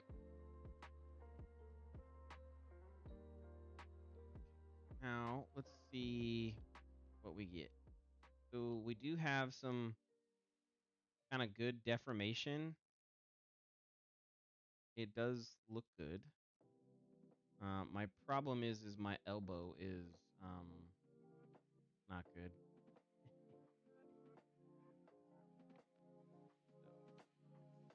But overall, if I pull the head, yeah, this is gonna be so not fun to rig and weight. It is what it is.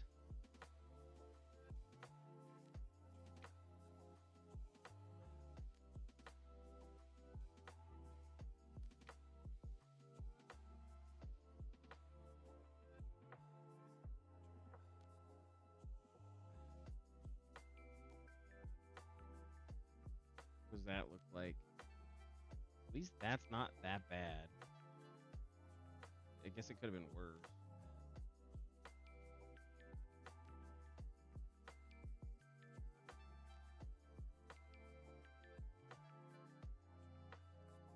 That's not bad.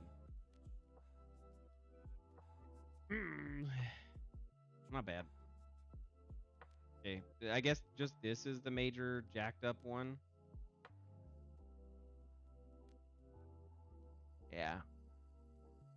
Those are horrible. Horrible, horrible, horrible, horrible. But when he's talking, I'll be like, and then kind of high.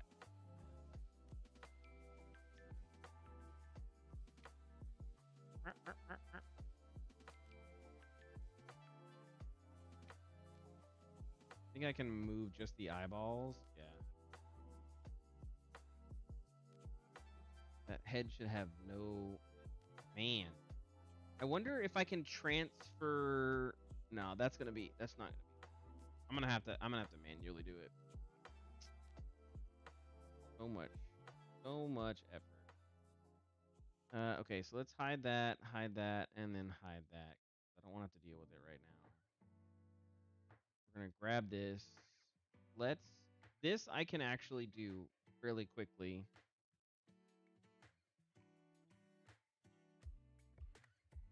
Or so I think.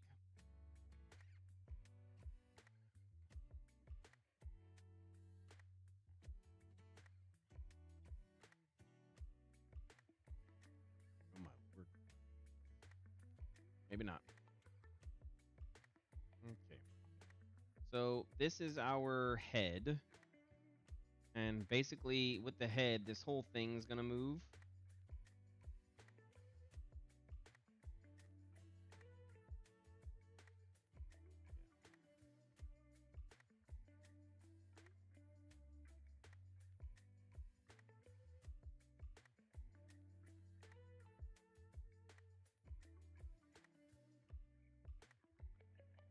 This is the waiting part. I wasn't planning on doing waiting on this stream, but we got through the actual modeling portion pretty quick, so here we are.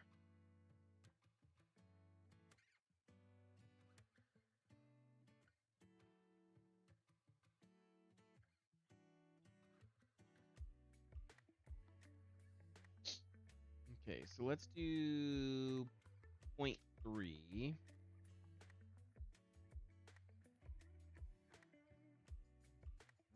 Go through back faces.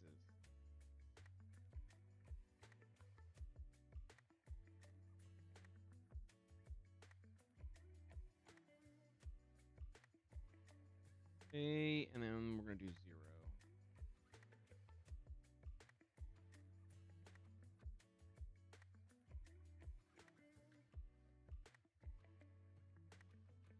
And then we're gonna feather it from there.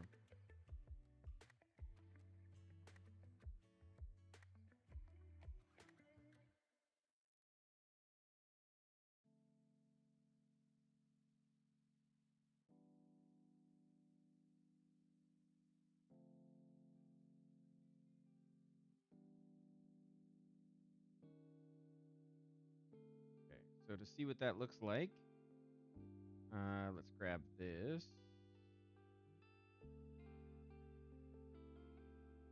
Oh. Okay, so that's much better. It's not perfect, but it is much better. So now you can kind of see where the problem might be. So that's why we do this. See how that's kind of like pivoting all those problems. Oh no, stop tripping. Come on.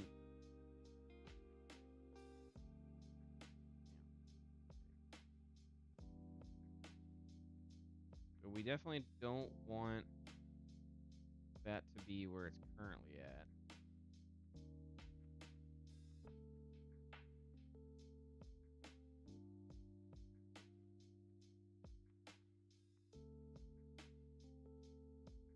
And so our problem that we have now, that's maybe accurate, but in reality, the neck should be kind of driving most of this.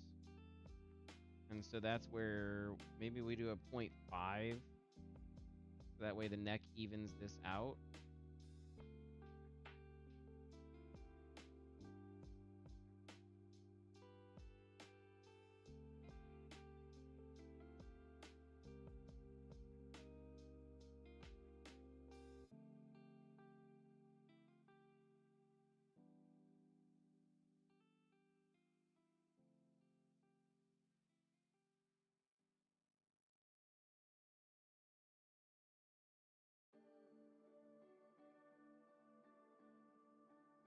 Wait, what? Why is that? Why is it not the same on the other one?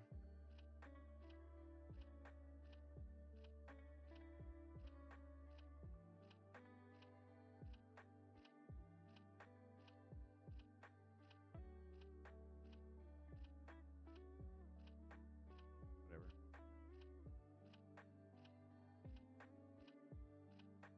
That's probably too much, actually. That's way too far down.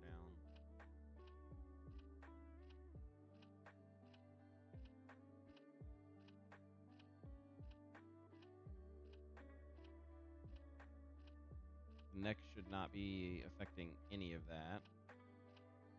Nor should it be affecting any of that.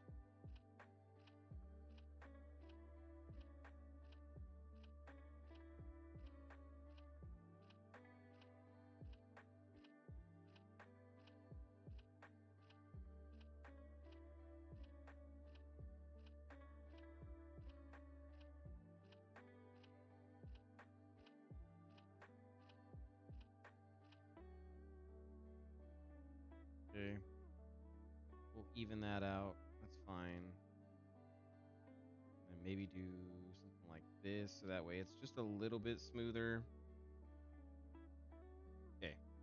That looks good. That basically covers our neck. Let's see what this looks like as he looks down. So as he looks up and down, he really shouldn't go that far.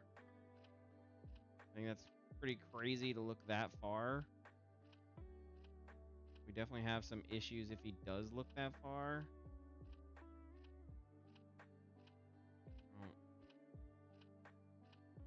And I don't foresee that, but like, let me check this. No, no. Let's do 0.5.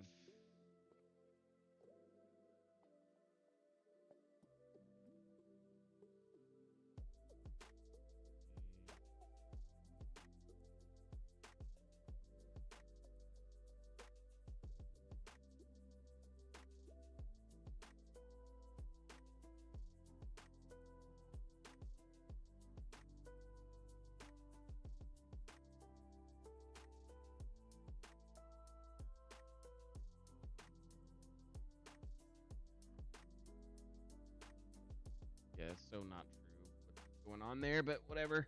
Waiting is the fun part. Not really.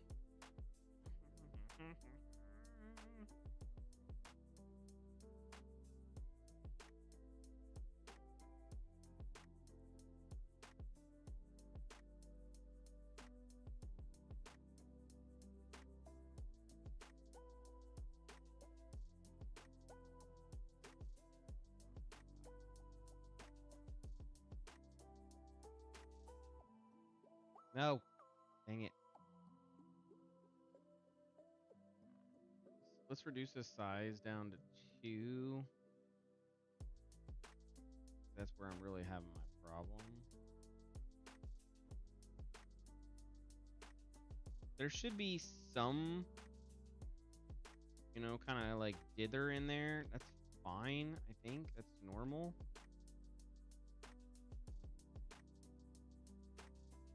Especially for what we're talking about here on such an aggressive like lean.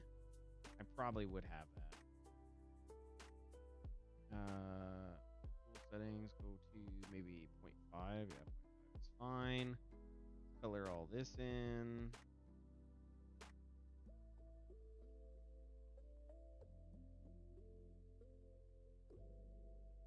0.5 makes sense for basically all of this.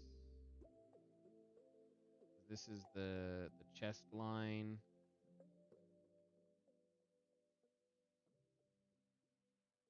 We might even do more than 0.5, to be honest. There might be this might be like a 1 or a 2. Not really sure just yet, but we'll play with it as we go. We definitely do not want it affecting any of this part down here. It's probably going to affect that. If I had to be realistic, it should be affecting that. But let's say it doesn't affect any of the arm. That doesn't really make a lot of sense. I'm gonna have to redo what I'm currently doing. So I'm not trying to go like super hardcore into this because I didn't texture it yet or UV map it because I don't know if the model is even done yet. But what I am the reason why I'm spending some time on this is because I think I want to see what it looks like when the arm gets brought down. And so I'm just going to kind of do that for this specifically. Because I want to see the arm get brought down. And I want to know what that looks like.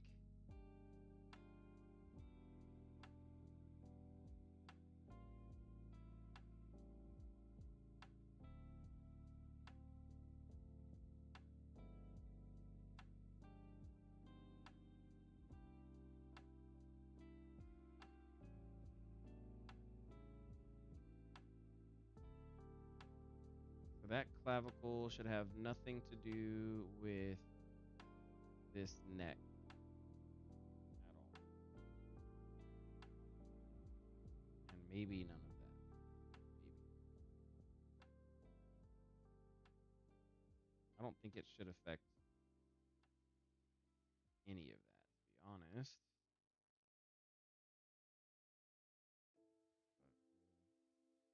But I guess play with it.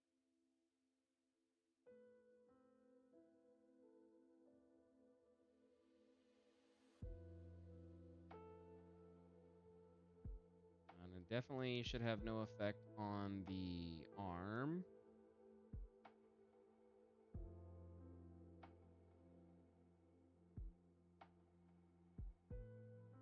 Yay! Hearts and circles. Thanks for the YouTube cheers and hearts and circles and cheers, whatever else.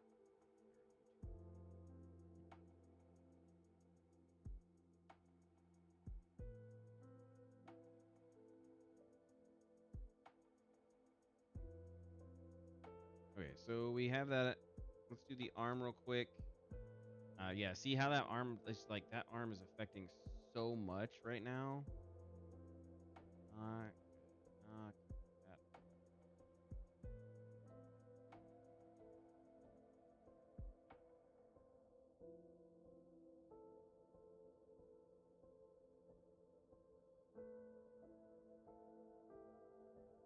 I think it should bleed over a little bit, right? Because that's an important factor.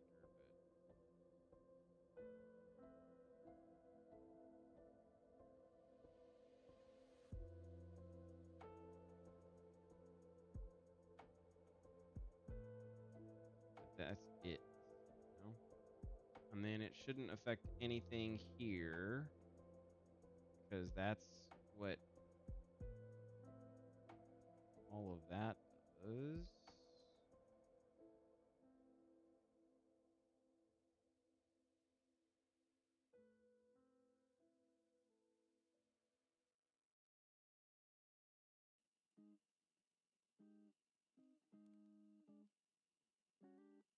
Okay, we're almost done, then I can test this.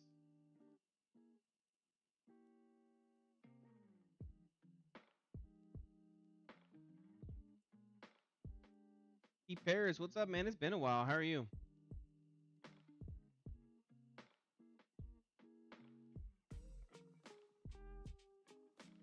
Been a long while.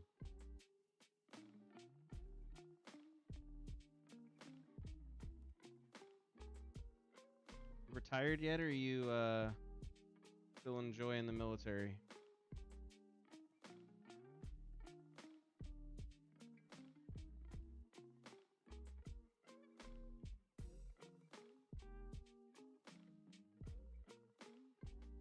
Nice. Yeah. That's the way to be. Retired is the way to be. No complaints on that.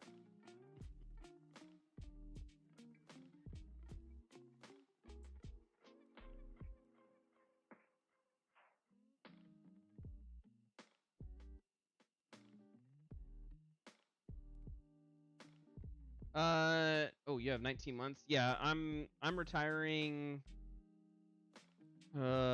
technically this month. Tech.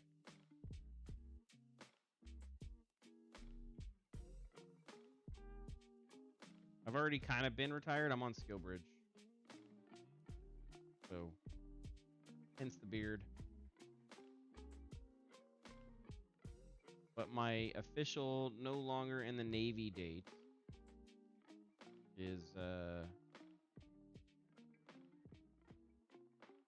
ew, disgusting. Nope. No, I get it. I do get it. Luckily, I lined everything up, so I didn't really have to deal with that or worry about it. So I got kind of lucky in that sense. Started the skill bridge and doing the civilian life thing, you know? Having fun with that.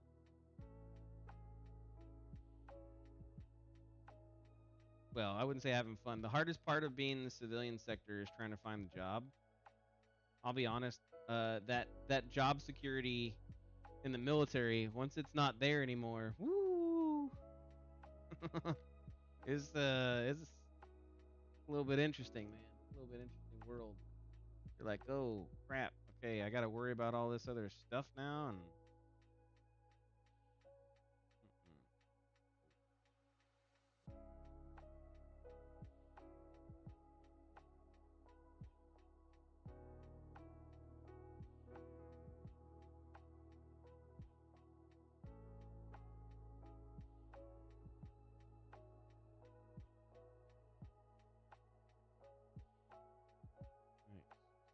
influencers there. Oh, there's got to be some there. Split it in case, just in case. None there. None there. What about here? It's got some. And my job in Hawaii gave me a skill set that only a small, tiny percent of the world population has, and it's worth big money. No, I mean I get the same thing. Um, that's good for you, by the way. That's awesome. But that's the thing is I don't want to live in those places. Like if I could go to if I would go to San Diego, I'd be guaranteed whatever I wanted. But I don't want to go to San Diego. So I guess it all just depends on how you look at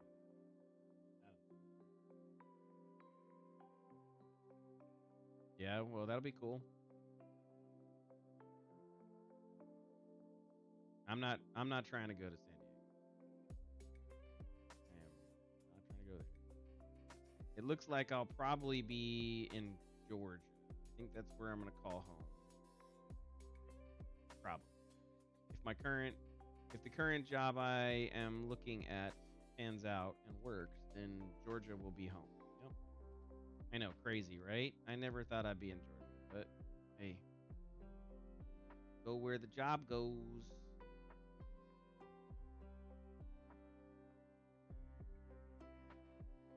I had a couple out of Hawaii. No, it's financial sector, financial cyber.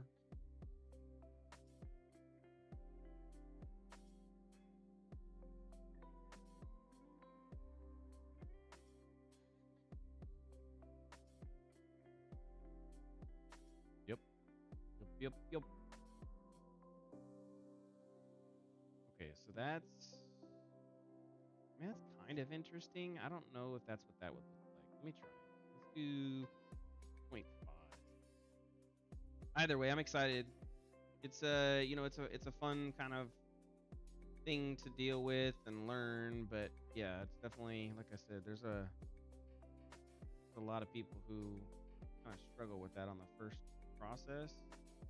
So count your blessings that you don't have to worry about it, brother. That's the big thing for a lot of people. I definitely was lucky. I got in touch with some really cool people that helped that process kind of smooth out. So I didn't really have to worry too much at all.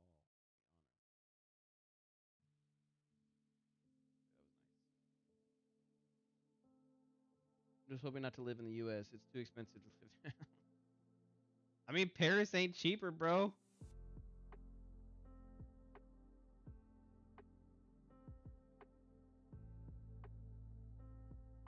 I do agree with you. I just came from Japan. And buying groceries Japan compared to buying groceries here in America, I was like, what the f? How is this even a thing? So I do get it. No, those should not be.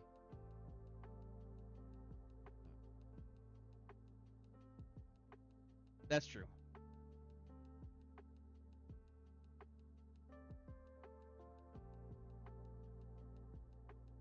I mean, I was there. I was in Japan. I was in Misawa. Good old Misawa. That's technically where I'm retiring from. I'm still I'm still stationed in Misawa.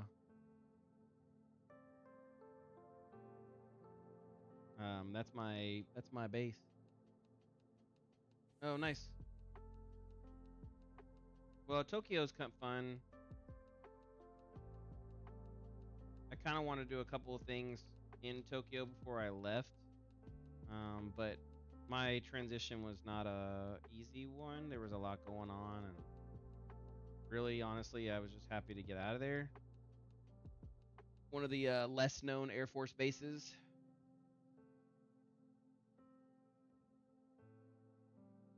Not a bad spot.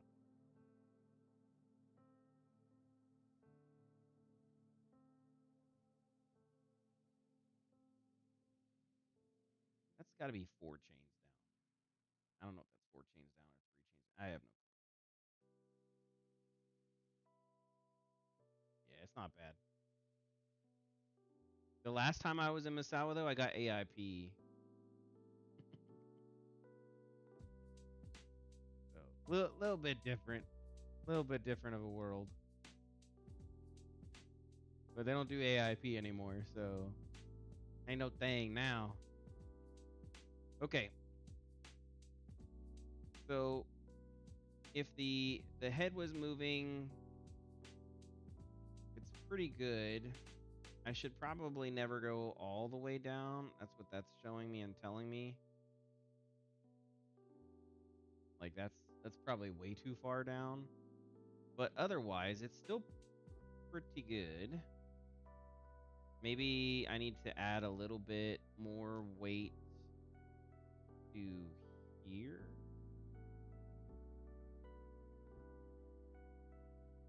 Yeah, I think I need to add a little bit more weight there. Let's do 0.5. Let's see what that looks like. Oh no, I need to add less weight there. 0.2? Or we'll just go one up. We'll go into the neck. It's gotta be like maybe 4. What the F? Okay, there we go. There we go. Maybe it's here. Yeah, okay, there we go. Oh, I don't want that back one. I want that right there. Let me do that. That's nice. Oh, that's too much.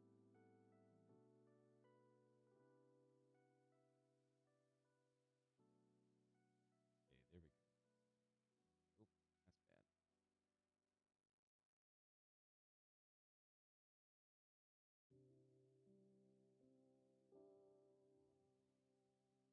bad. Let's flood that to 0. And then flood that to 0. Flood that to 0. And flood that to 0. Yeah, there we go. That's nice. A little bit more puffier on that side over there than I would want, but you know, all whale, pretty good. All right, now it kind of works the way that it should, so that's good. Let's put that at 0, and then let's rotate it. Yeah, that's pretty nice. Pretty nice. That follows him and flows. Okay, let's turn on FK controls real quick. Where's FK controls? I think I have to do it through here.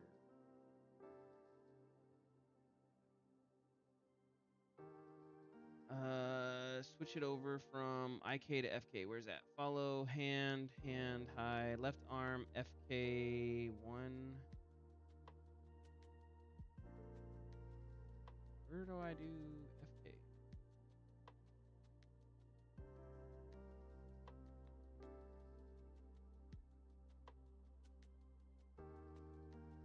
Okay, there we go. Cool.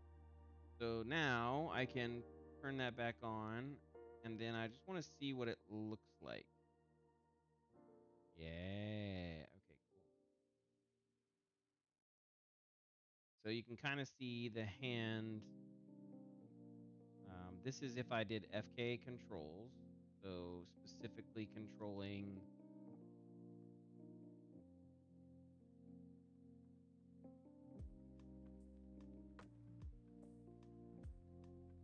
he was like, hey.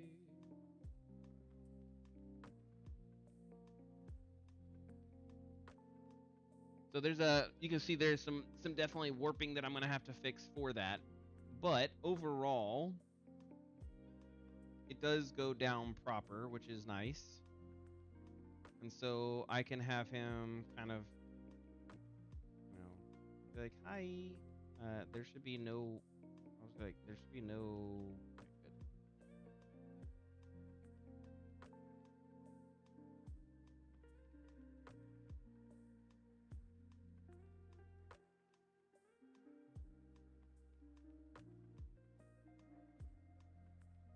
he'll reach out to you and be like, hello, my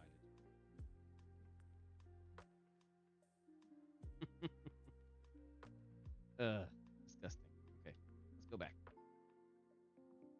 Let's put that back up to where it was. And let's turn off FK real quick. And turn that back on. Wait, what? Okay.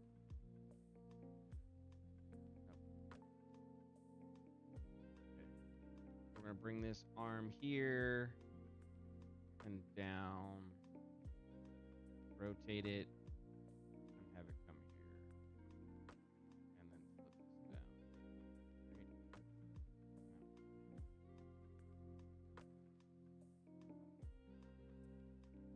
That brings the arm back. Okay. Let's see what that looks like when it's not in that. That's pretty good. Yeah, that's pretty good. I think I'm gonna have to rotate this whole thing. I think this is all gonna have to be rotated this way. I don't know. We'll have to see. Because when the cloth simulator takes charge, it's going to do like different things with this. But you can see how this is like bunching up and causing problems because of how this is designed. So I'm basically going to have to figure out. Basically, this whole thing is going to have to be maybe controlled by this right here. I think it's all going to have to be white, to be honest. Because if it's not, then we're going to get the weird warping. And that's not what we want.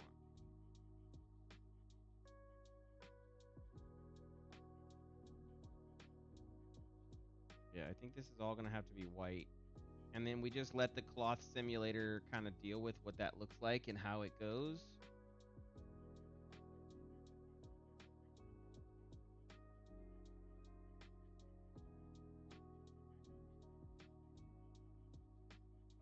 Because, I mean, you can see it's not bad, but it's bad. You know what I mean? Like, it's warped. And even if I turn this all white, I think the only thing I would be able to do is maybe torque out the non section. I don't even know. Like, ugh. When you do stuff like this stylized, it definitely makes it harder to kind of understand. Yeah, I'm gonna have to probably.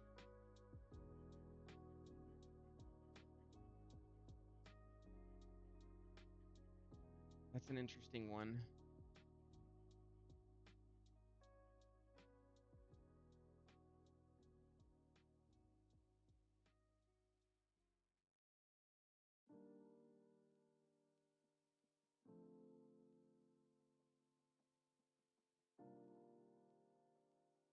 Yeah, I don't even know what that's gonna look like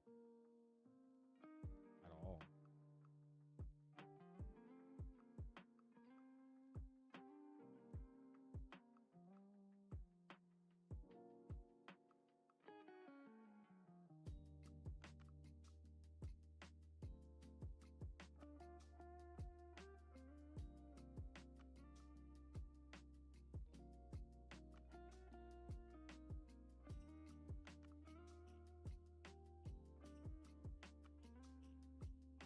Okay, let's try it now and see what we get. Nope. Because it goes with the wrist. Fuck. Yeah, this is gonna be bad. Crap, dude. I might have to redo that whole arm. Maybe that's what I do. I don't know. It's hard to tell because this needs to basically all of this needs to be controlled by that bone, and it has to line up 100% with that bone, or it's gonna have issues.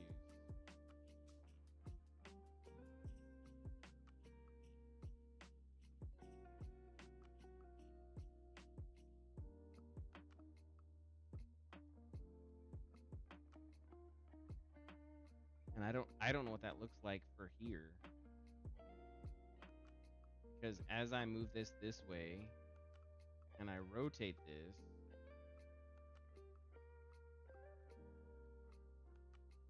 what if I make the wrist? Ooh. Okay. I think that's how I'll do it.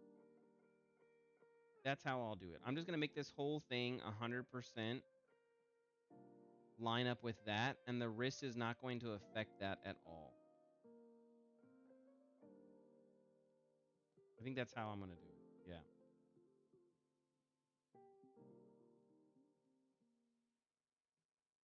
Yeah. With this method, basically, it's going to feel very sticky in the sense that it's going to like basically feel very stiff and be like it's always with that forearm.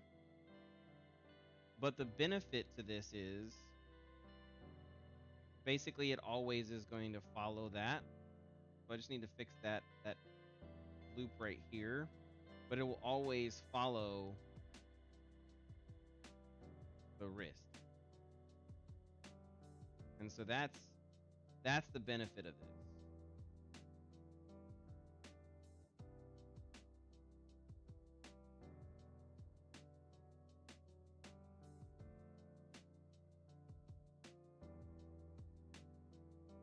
And the cloth stem will kind of take care of the rest. So this just needs to get blended from, I think, here to here, maybe.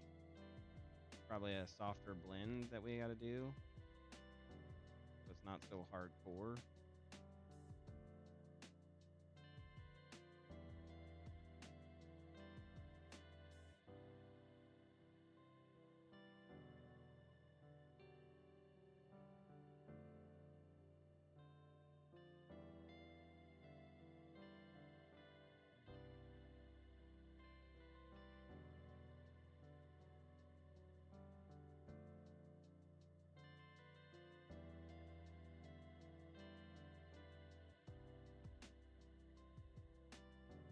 Looks good. I'm not going to waste too much more time on this because I think that would not do any benefit for us.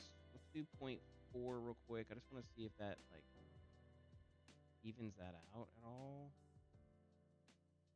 It's got to be being hit somewhere else,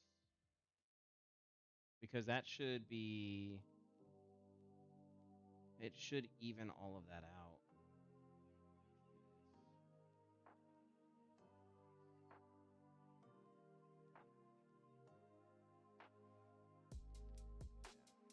That's hardcore, not good. Which is fine. Gonna even it out here.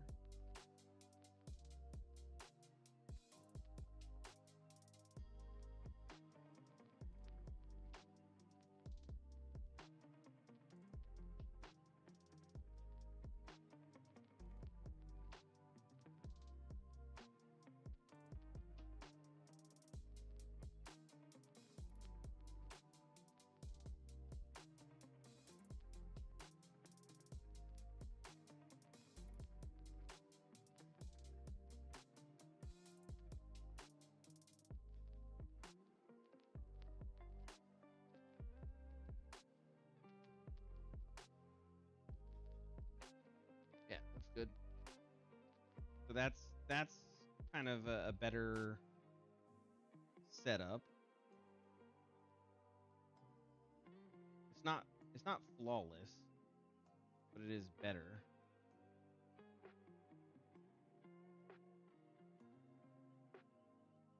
Yeah. Especially if this like comes all the way down. Stretching is definitely not good.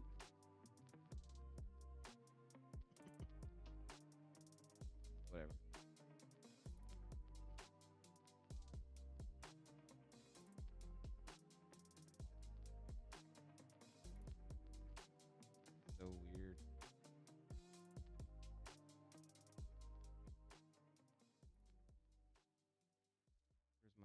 elbow joint at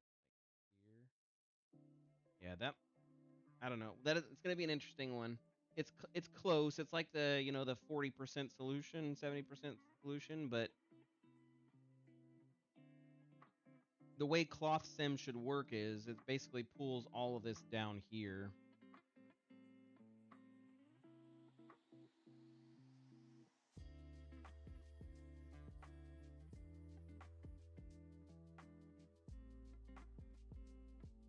Yeah.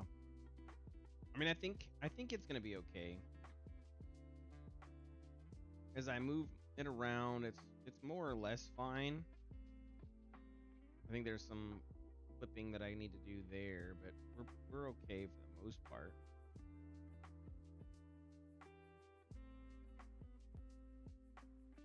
And there's some more clipping there that I'm gonna have to fix, but all of that looks good. Well, it can be a little bit smoother. But if he's trying to get sassy and dance in the dress,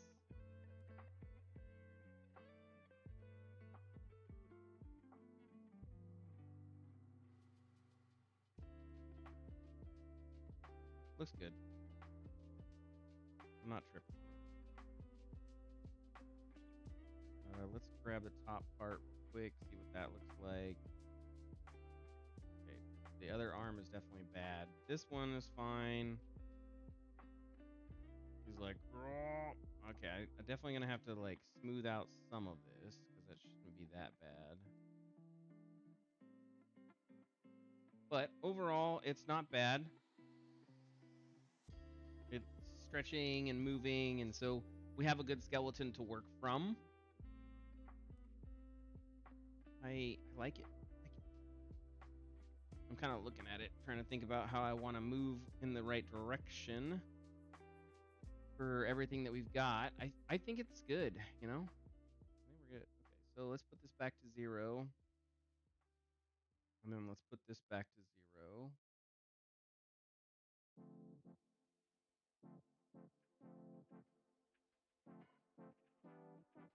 Do I have selection sets? Quick selection set. I do. Center control list, face control list. Let me just select all of them. Okay. So hopefully that works. And so we basically have got it all kind of where I would want it. Now, what we can do with Auntie's tool, I can actually export this bad boy, and we can actually put it inside of the engine. But before I do that, we're gonna mirror the weights over to the other side because we did some good work. So we're going to go to skin, and then we're going to go to mirror skin weights. And we want to, the way that it works is I'm going to mirror it across the X and the Z.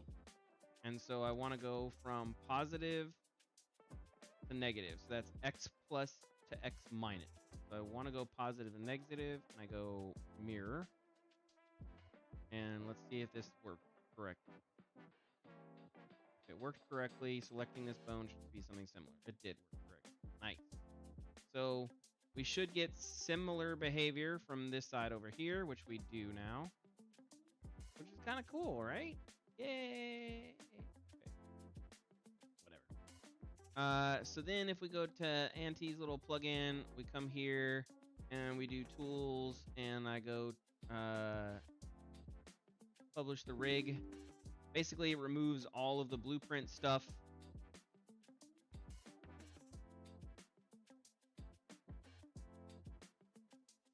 So there's no more blueprint stuff here, and basically I just have my clean rig. Everything's all nice and safe and how I want it, right? And then the last part that we would use for his tool is we prepare for export.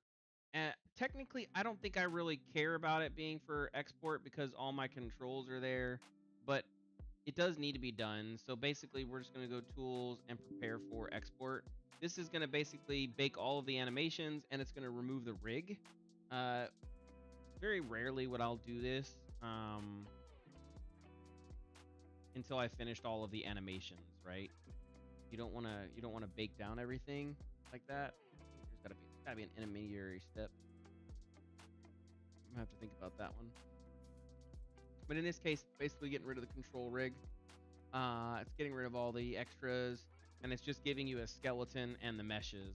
Now, if this deletes my meshes, then I know I have a problem. And this is kind of why I'm doing this, because I want to see, this is my first time using this tool in a production setting. You don't see it working right now, but it is working. It's spinning and doing its thing. Hopefully it didn't error out. That would be really bad if I lost all that. But if I did lose it, hey, whatever it is. We're kind of doing exploratory work anyways right now. So, you know, part of the process. We explore. Go from there. Stream is good. Checking to see how the stream's doing. Stream looks good. Okay, I don't know. This is either taking a really long time or it's really bad. So let me go grab a quick drink. I'll be right back.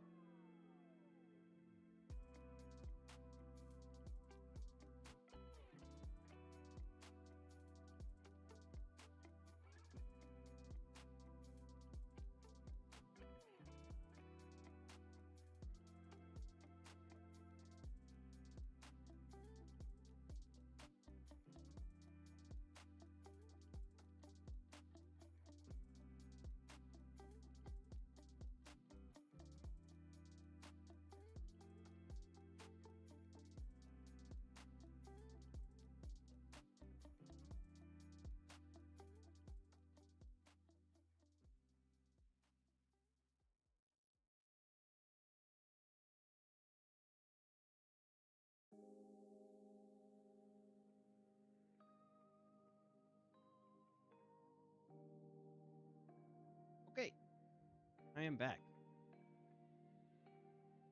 And it is still processing, so I think it errored out. I have no clue what that problem is. Damn. I'd hoping that would be. Oh no, it's going through. It's baking. Oh, this is why I need to create a bake range. That's a thing. That's a thing. Because it's baking. I can see it. It's processing through every single frame of the animation.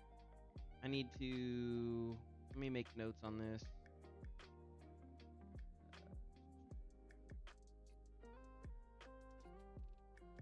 On my feature request, I'm going to say... What do I want? Bake range? We're going to say bake range.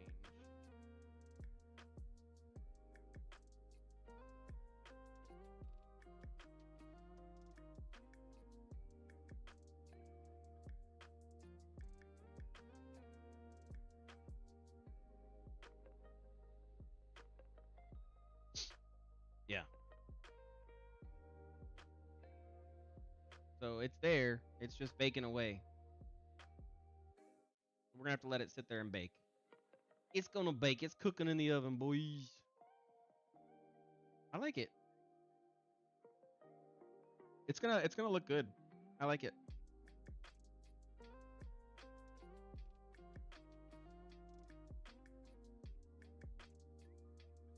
Look, the dress. Ah, cute.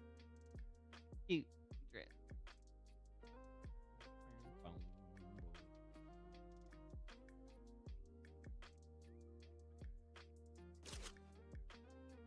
Yeah, it looks good.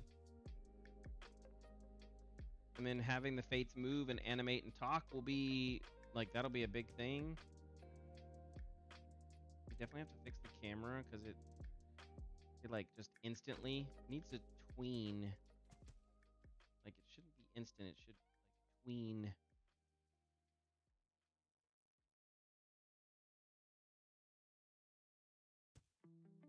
Any case, it's good. It's gonna require textures to make it look like perfect.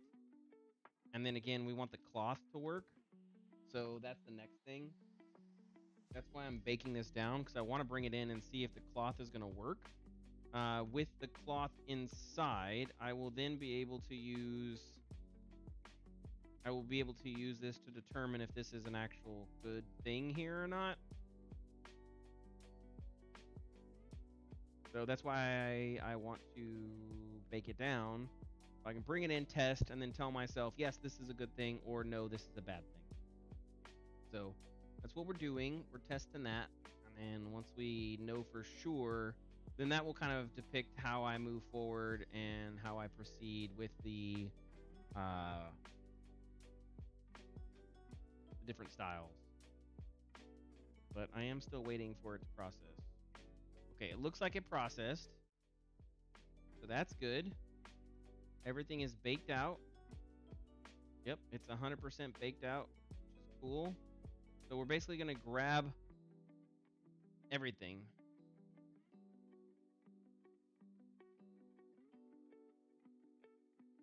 And then we're going to grab the root. And we're going to export this. And we're going to go to meshes and engine. And then we're going to call fate test skelly. Oh, crap. I said bake it all out, all the animations. Why do I got to do that, man? Oh, okay, it's going to take a second.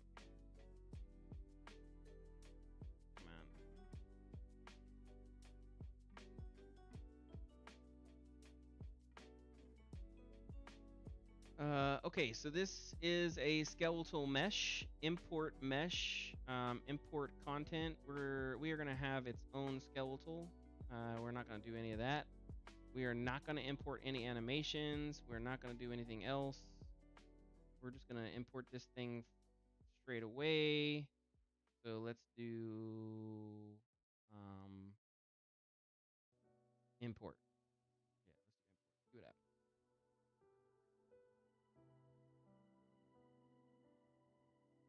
happens. Okay. So we now have a skeleton for this. This is a skeletal or a skeletal mesh. And then we come inside here. Let's label it out. Right? So this is going to be red cloth, or just do cloth, and then we'll find it there. Cool. And then this is the bones, right? So this is bones or skeletal. Damn, what'd I call that one?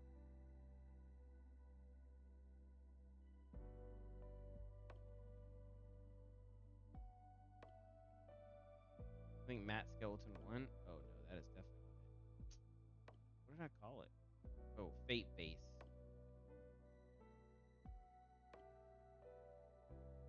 Okay, there we go. So then the last part is the eyes. We're going to go for skeleton, and then we're going to look for the eyes, and we're going to do teal. So this is good. And then we need to basically make our cloth. And I don't remember how to do that. So I think I right click on it and I say create clothing from selection.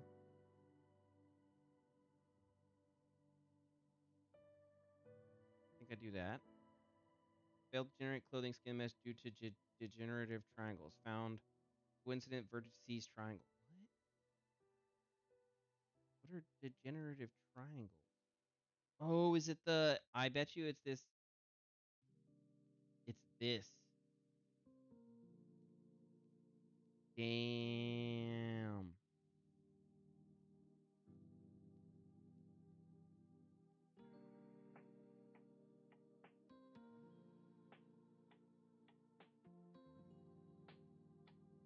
Because it's gonna create collision problems.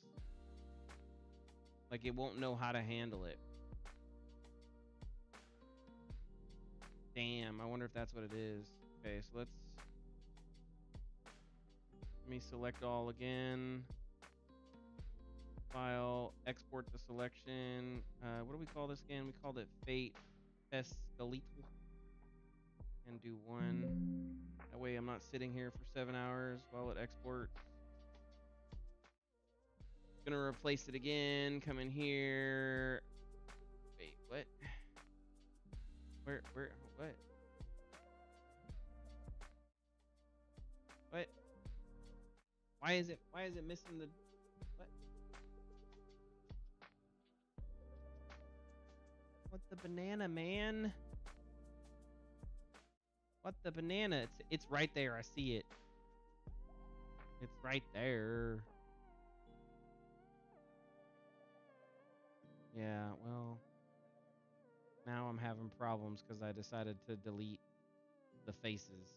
It's like, nah, bruh. Nah, bruh.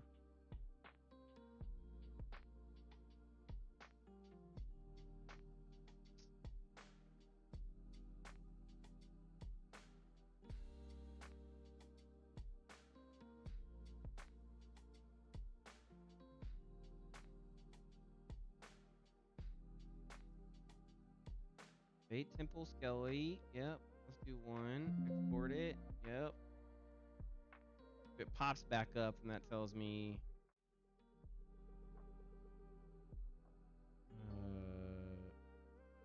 done. Okay, it does pop back up. What the F? Okay, so can I create a... Well, that created cloth. No, it didn't. Fail to generate clothing. Coinciding vertices in triangle. I don't... What does that even mean? Modeling. Let's do mesh cleanup.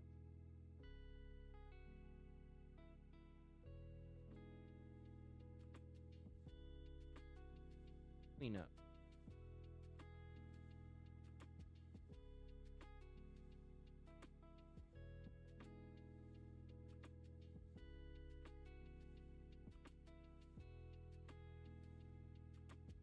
Let's see if that fixed it.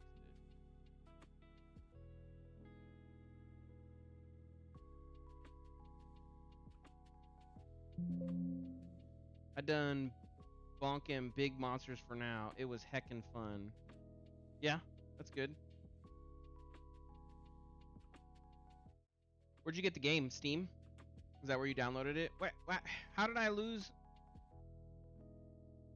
How did I? Now I just have the brassiere dress. Like, bruh,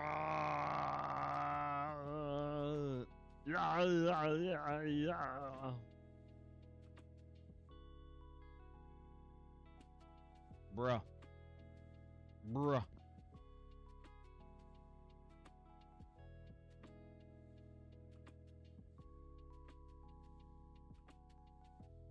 It's gonna be all jacked up again. So annoyed. Come on, bro. Yeah, look. See, it's so jacked up. Whatever. I don't care right now. We just want to get this damn cloth to work, and I need to see how this is gonna work. So, if this is gonna be a problem, cool. Oh, Steam. That's good. Okay, good, good, good. Fate test Skelly 1, and it looks like it's gonna be a problem. So,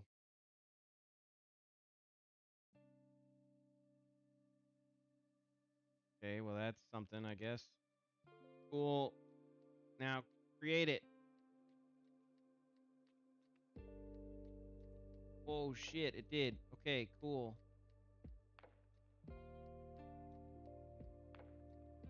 Okay, well, at least I thought it did. I'm here. No clothing. I created it. F. Okay. Okay. It's applied. Now I want to paint it. Why can't I paint it? It's there. Oh my lord. Why? Okay, let me look. I'm getting tired of so thinking of hidden hate. Well, have a good one. Thanks for stopping by. Always appreciated to have you here.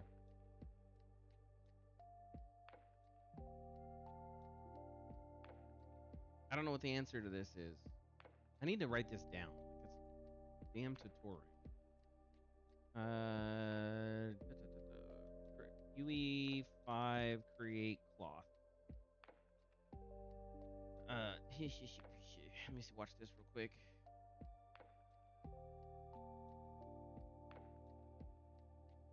Okay, yep, I've already done that.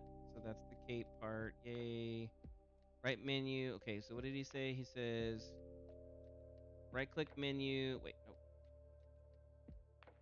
Okay, so skeleton, none. That's fine. Right click menu, create cloth. Right click and apply the cape. And then go to clothing menu and then there. Right, so it should be there. I did it all right. I did everything the way I was supposed to. Why is it not working? Because it says nothing available. You know what I mean? Know what I mean? Remove clothing data.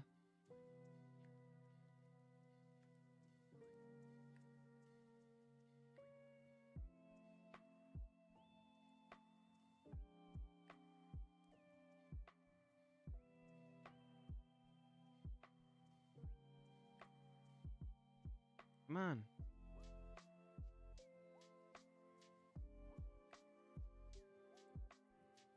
Clothing, copy clothing from skeletal mesh. What the F, bro?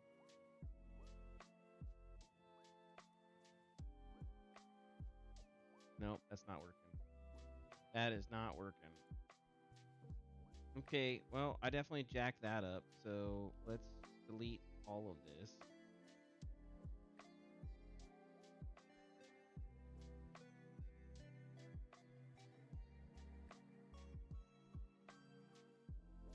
Okay, I'm going to close the editor. I'm going to save everything that we've done.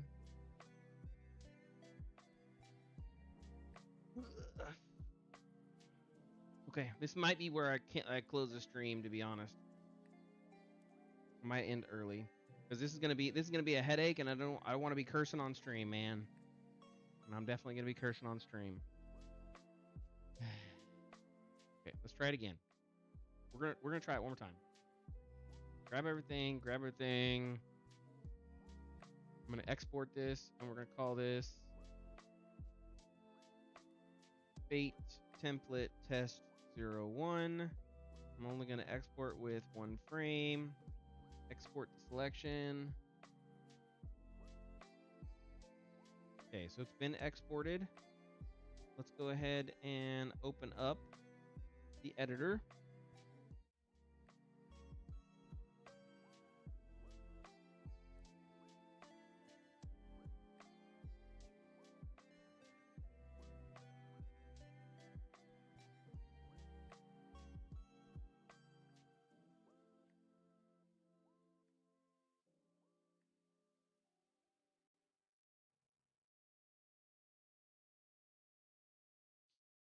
Okay, so it wants to import the new stuff. I'm not going to use any there. I'm not going to import any animations, and I'm going to basically leave it all there. So we're going to just do import. Cool. I don't know what that is. Cancel. So now I come here, and I have my fate test skelly. Okay, highlight, that's the dress. That's the thingies, cool. That's the one I want right there. So we're gonna do cloth. If I could spell cloth right, that'd be great. Okay, cool. And then this is gonna be called fate. Okay. So those are the 2 ones that I care about right now. This is gonna be cloth as well. And that's going to be skeleton, basically there. And this will also be skeleton and steel. Let's save. Now, everything is exactly as it should be. It looks great. Yay. It looks great. Let's get rid of this guy because I don't need him there. I want the skeletal mesh. So we grab this bad boy, we put it inside here. Yeah, look at him. He's balling. Okay. Oh, and it's nighttime. Perfect. Look at that. He's balling. He's glowing, bro. You know he's your best friend. He's like, hello. Stop mucking about and get over here. Hey, shut up. Nobody's talking to you. Yeah, he looks good. He's looking very Very much like somebody you want to avoid, right? Stop mucking about and get over it. Hey, like, stop talking to me, bro.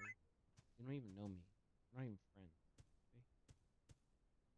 And during daytime, it still looks good. If you came in here, you'd be like, wait a minute, Stop whoa, mucking about who and are get you, over it. bro? Stop talking. You don't know me. Let's do this real quick. I want to duplicate this, and we're gonna call this black. I just want to do that because I want to actually make it black.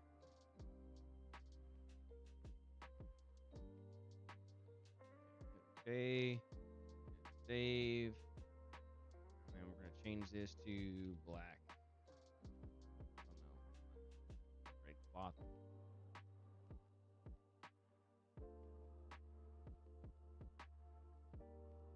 There you go, much better.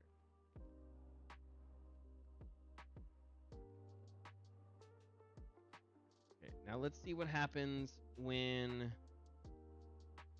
Let's see what happens whenever I try to make it cloth.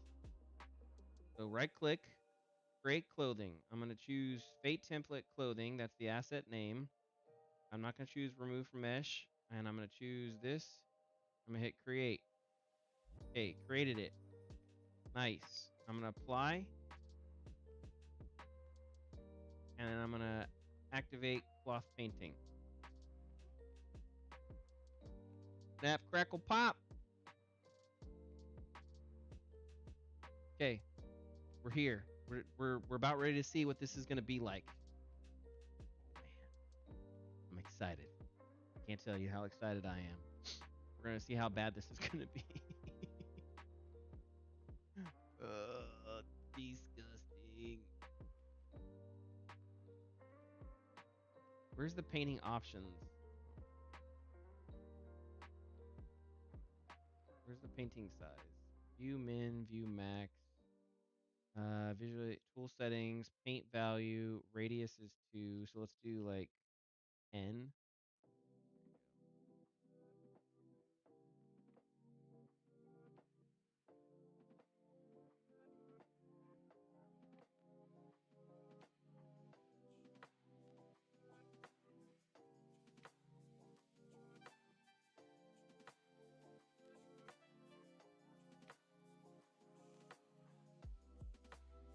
This is exciting stuff right here.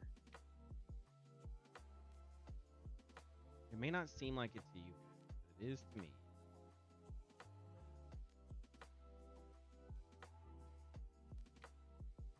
Okay. So everything here has been fully painted for clothiness, I think.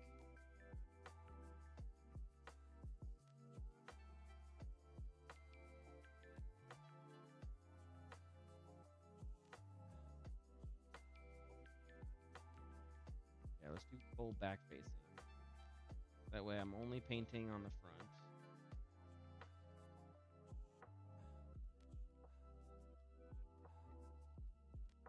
And this will basically show me what this is going to look like when we do this.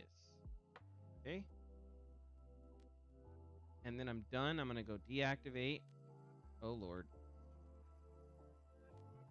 Well, to the credit of the program, that's not anything due to what I just did. It's due to the actual mesh. I'm assuming that the skeleton is like jacked up. I'm gonna go to the physics mesh one. Yeah, look at this crap show that is the skeletal mesh. It's like, what? I don't know what to do.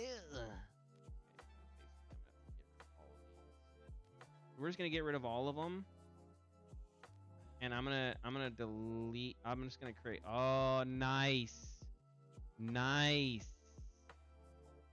That's what I'm talking about right there. That's what I'm talking about. Look at that. So it's kind of like it's trying, right? That's nice. Okay, so then How do I select all no, I just want to select the current one. And then I want to add an asset to it.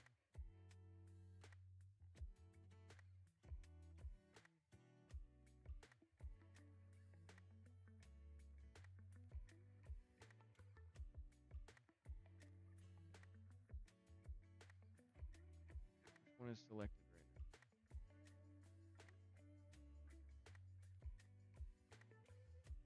Okay. Now I'm going to add a shape. I'm going to add a capsule.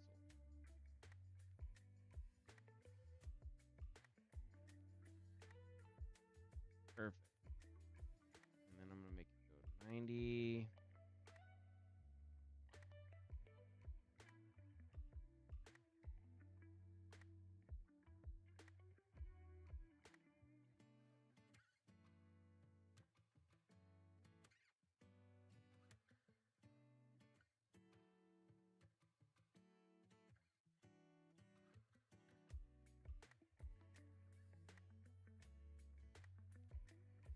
And then left arm, lower hand, add shape. Let's do a box.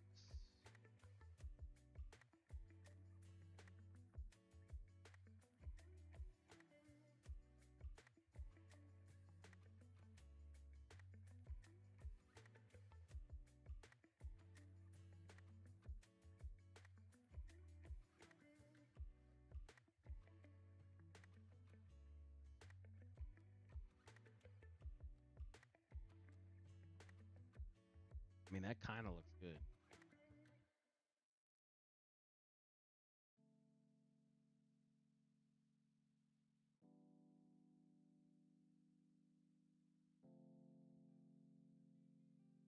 Other than the fact that it's like warping the shit. The inside is definitely jacked up. Yeah, I think I'm going to have to get rid of that inside. Which is fine. Whatever. Okay. So now, the next part is to create a hip one.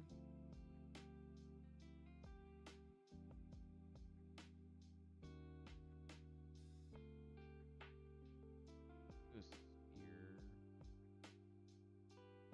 Basically, just kind of making it.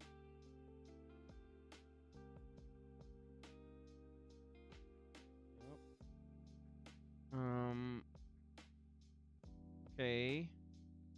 And then stomach one. We'll add a spur. Kind of same thing. Make sure it's not like even there. Cool. And then chest one. We'll add a sphere. Or actually, let's do a capsule.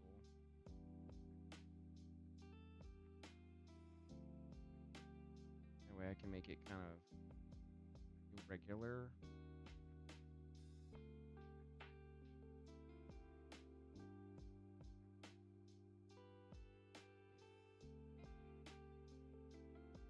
Which is good.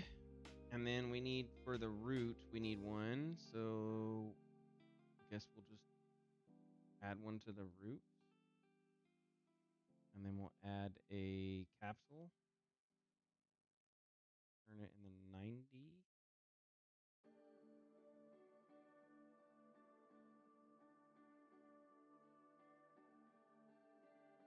Yeah. And then do that.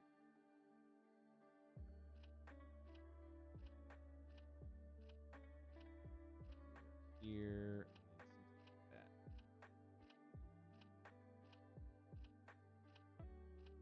Okay. So now what we've done is we basically created the kind of shapes that I wanted. This is being silly. Again, I'm not really sure why. Nothing I can do about that, I don't think.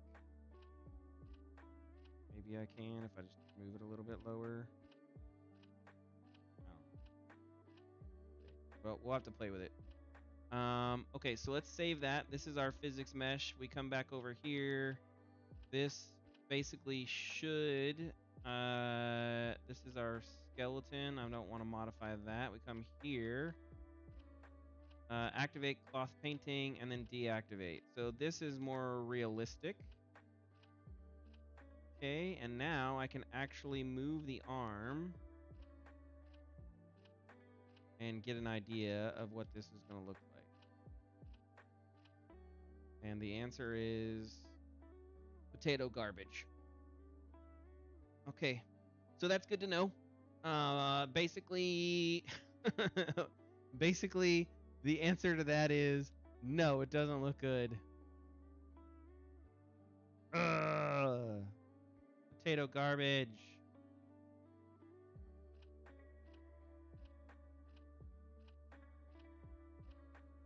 Yeah, that's like, no, that's so bad.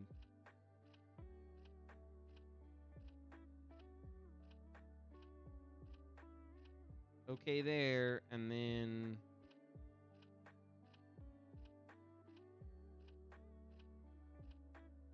it does knock it backwards. That's kind of nope.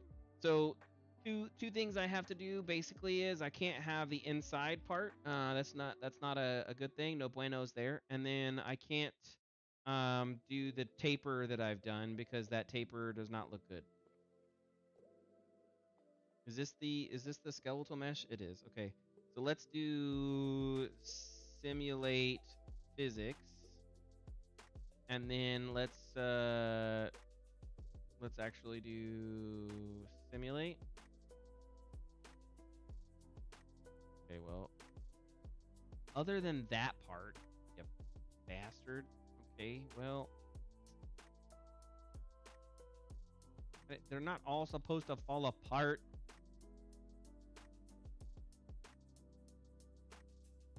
Damn it.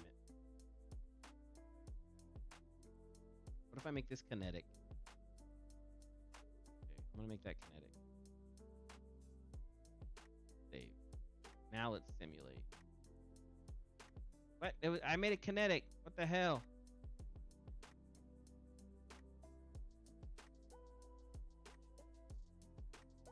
Yeah, I am talking to you. Get over here.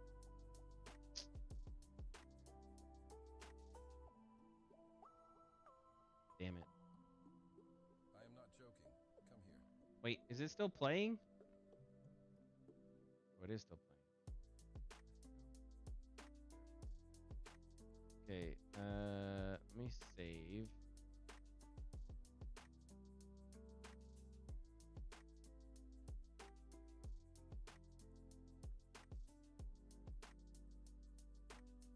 Well, I mean, I should constrain them, I guess. I don't. Let me do it. Let's just constrain it. This is not good in any way, shape, or form. I am literally just hacking this together. So if you're watching me, do not think that this is a tutorial. I am currently, this is all super bad what I'm doing. Okay? Because this should not be, this is not a good way of determining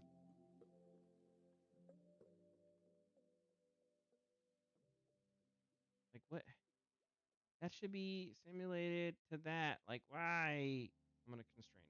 Okay, cool. So now it's constraint, I guess. So I hit simulate. This hand is doing something, I guess. Ish. I don't even know what's going on right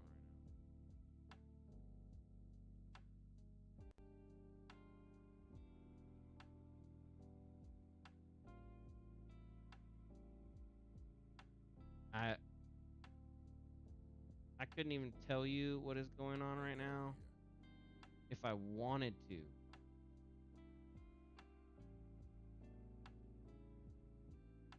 This would be horrible if I had to fight this. You'd be like, fight that. Yeah, I am talking to you. Like I don't. How do I fight that? See what it looks like. Yo, he's a blob, bro. He a blob. Get out of here with your stupid skull and your Gladiator, don't make me punish stupid you. Get over here now. skin and all your other stuff. But not doing what I want you to go. Physics. Very annoying. Yep. Okay. There's a lot I'm going to have to do to make this work. I am going to have to change a whole bunch of what my thought process was on this. Sadly. That's kind of really sad, actually. Damn, dude.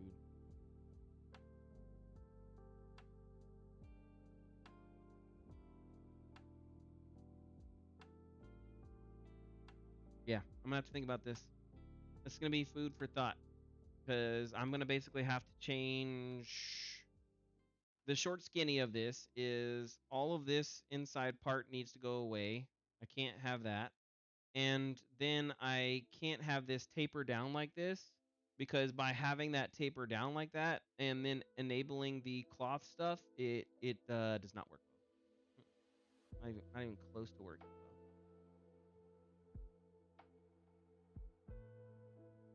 So, yeah.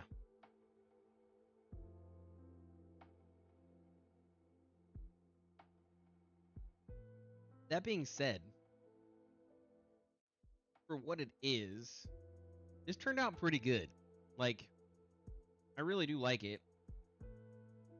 With the proper texture and everything else set up, this is gonna look really, really nice, and it's gonna have a really good effect overall.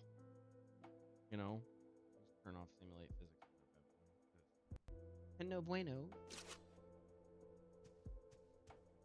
It's gonna look good, and it'll look really good when we bring him into, you know, and you have like animations for him, and he's actually gliding, and you'll see this kind of like taper move while he glides. That will be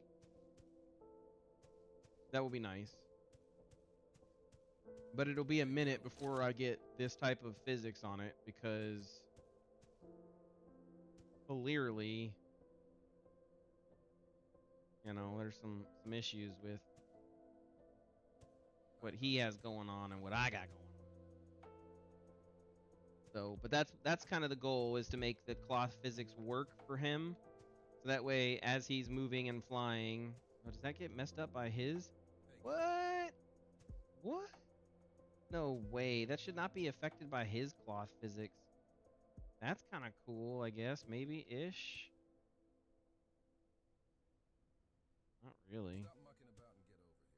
Why is his affecting me? What the F? Yeah, his stuff is affecting my cloth. What the? Hey, get over here. Maybe cloth physics is not where I want to go, and I'm gonna actually just I will skeleton rig it. That might be honestly what I do, because there's too much silliness with cloth physics right now. Stop Like, mucking about and you know, get over way here. too much silliness. Look at my dress, man. My dress is all over the place. Just get normal, bro. I'm not trying to show my butonkamus everywhere. Get over here now. There you go. Oh, now I'm showing my front side. Oh my. Okay, whatever. Cloth physics, no. Being silly. You gotta go to bed. Gladiator, don't make me punish you. Okay. Get over Anyways, that's where we're at. We did a lot of good stuff. I think we got good here. I'm happy with it. We just need to get this part fixed, because that's definitely here. Get over here. not good at all. Like, I don't even understand that. F going on there. So, anyways, thanks for being here. Like, favorite, share, copy, whatever you gotta do. We'll be streaming tomorrow. I don't know. I'm gonna try an earlier stream tomorrow. I might try a morning stream. We'll see. It's 11 right now, so 11 p.m. You know. I'll probably put a couple hours into the mesh before I go to bed, so that way I can get it ready to go. The idea will be tomorrow that we actually animate and maybe create some story, because I already have all the VO done. I just want to get in the animations, and I think we're close. I need to wait this, but before I wait it, I need to fix it, and that was kind of the way we were doing just so we could get it fixed. and it definitely needs some work now. So, okay. Either way, thank you everybody, and I will see you tomorrow.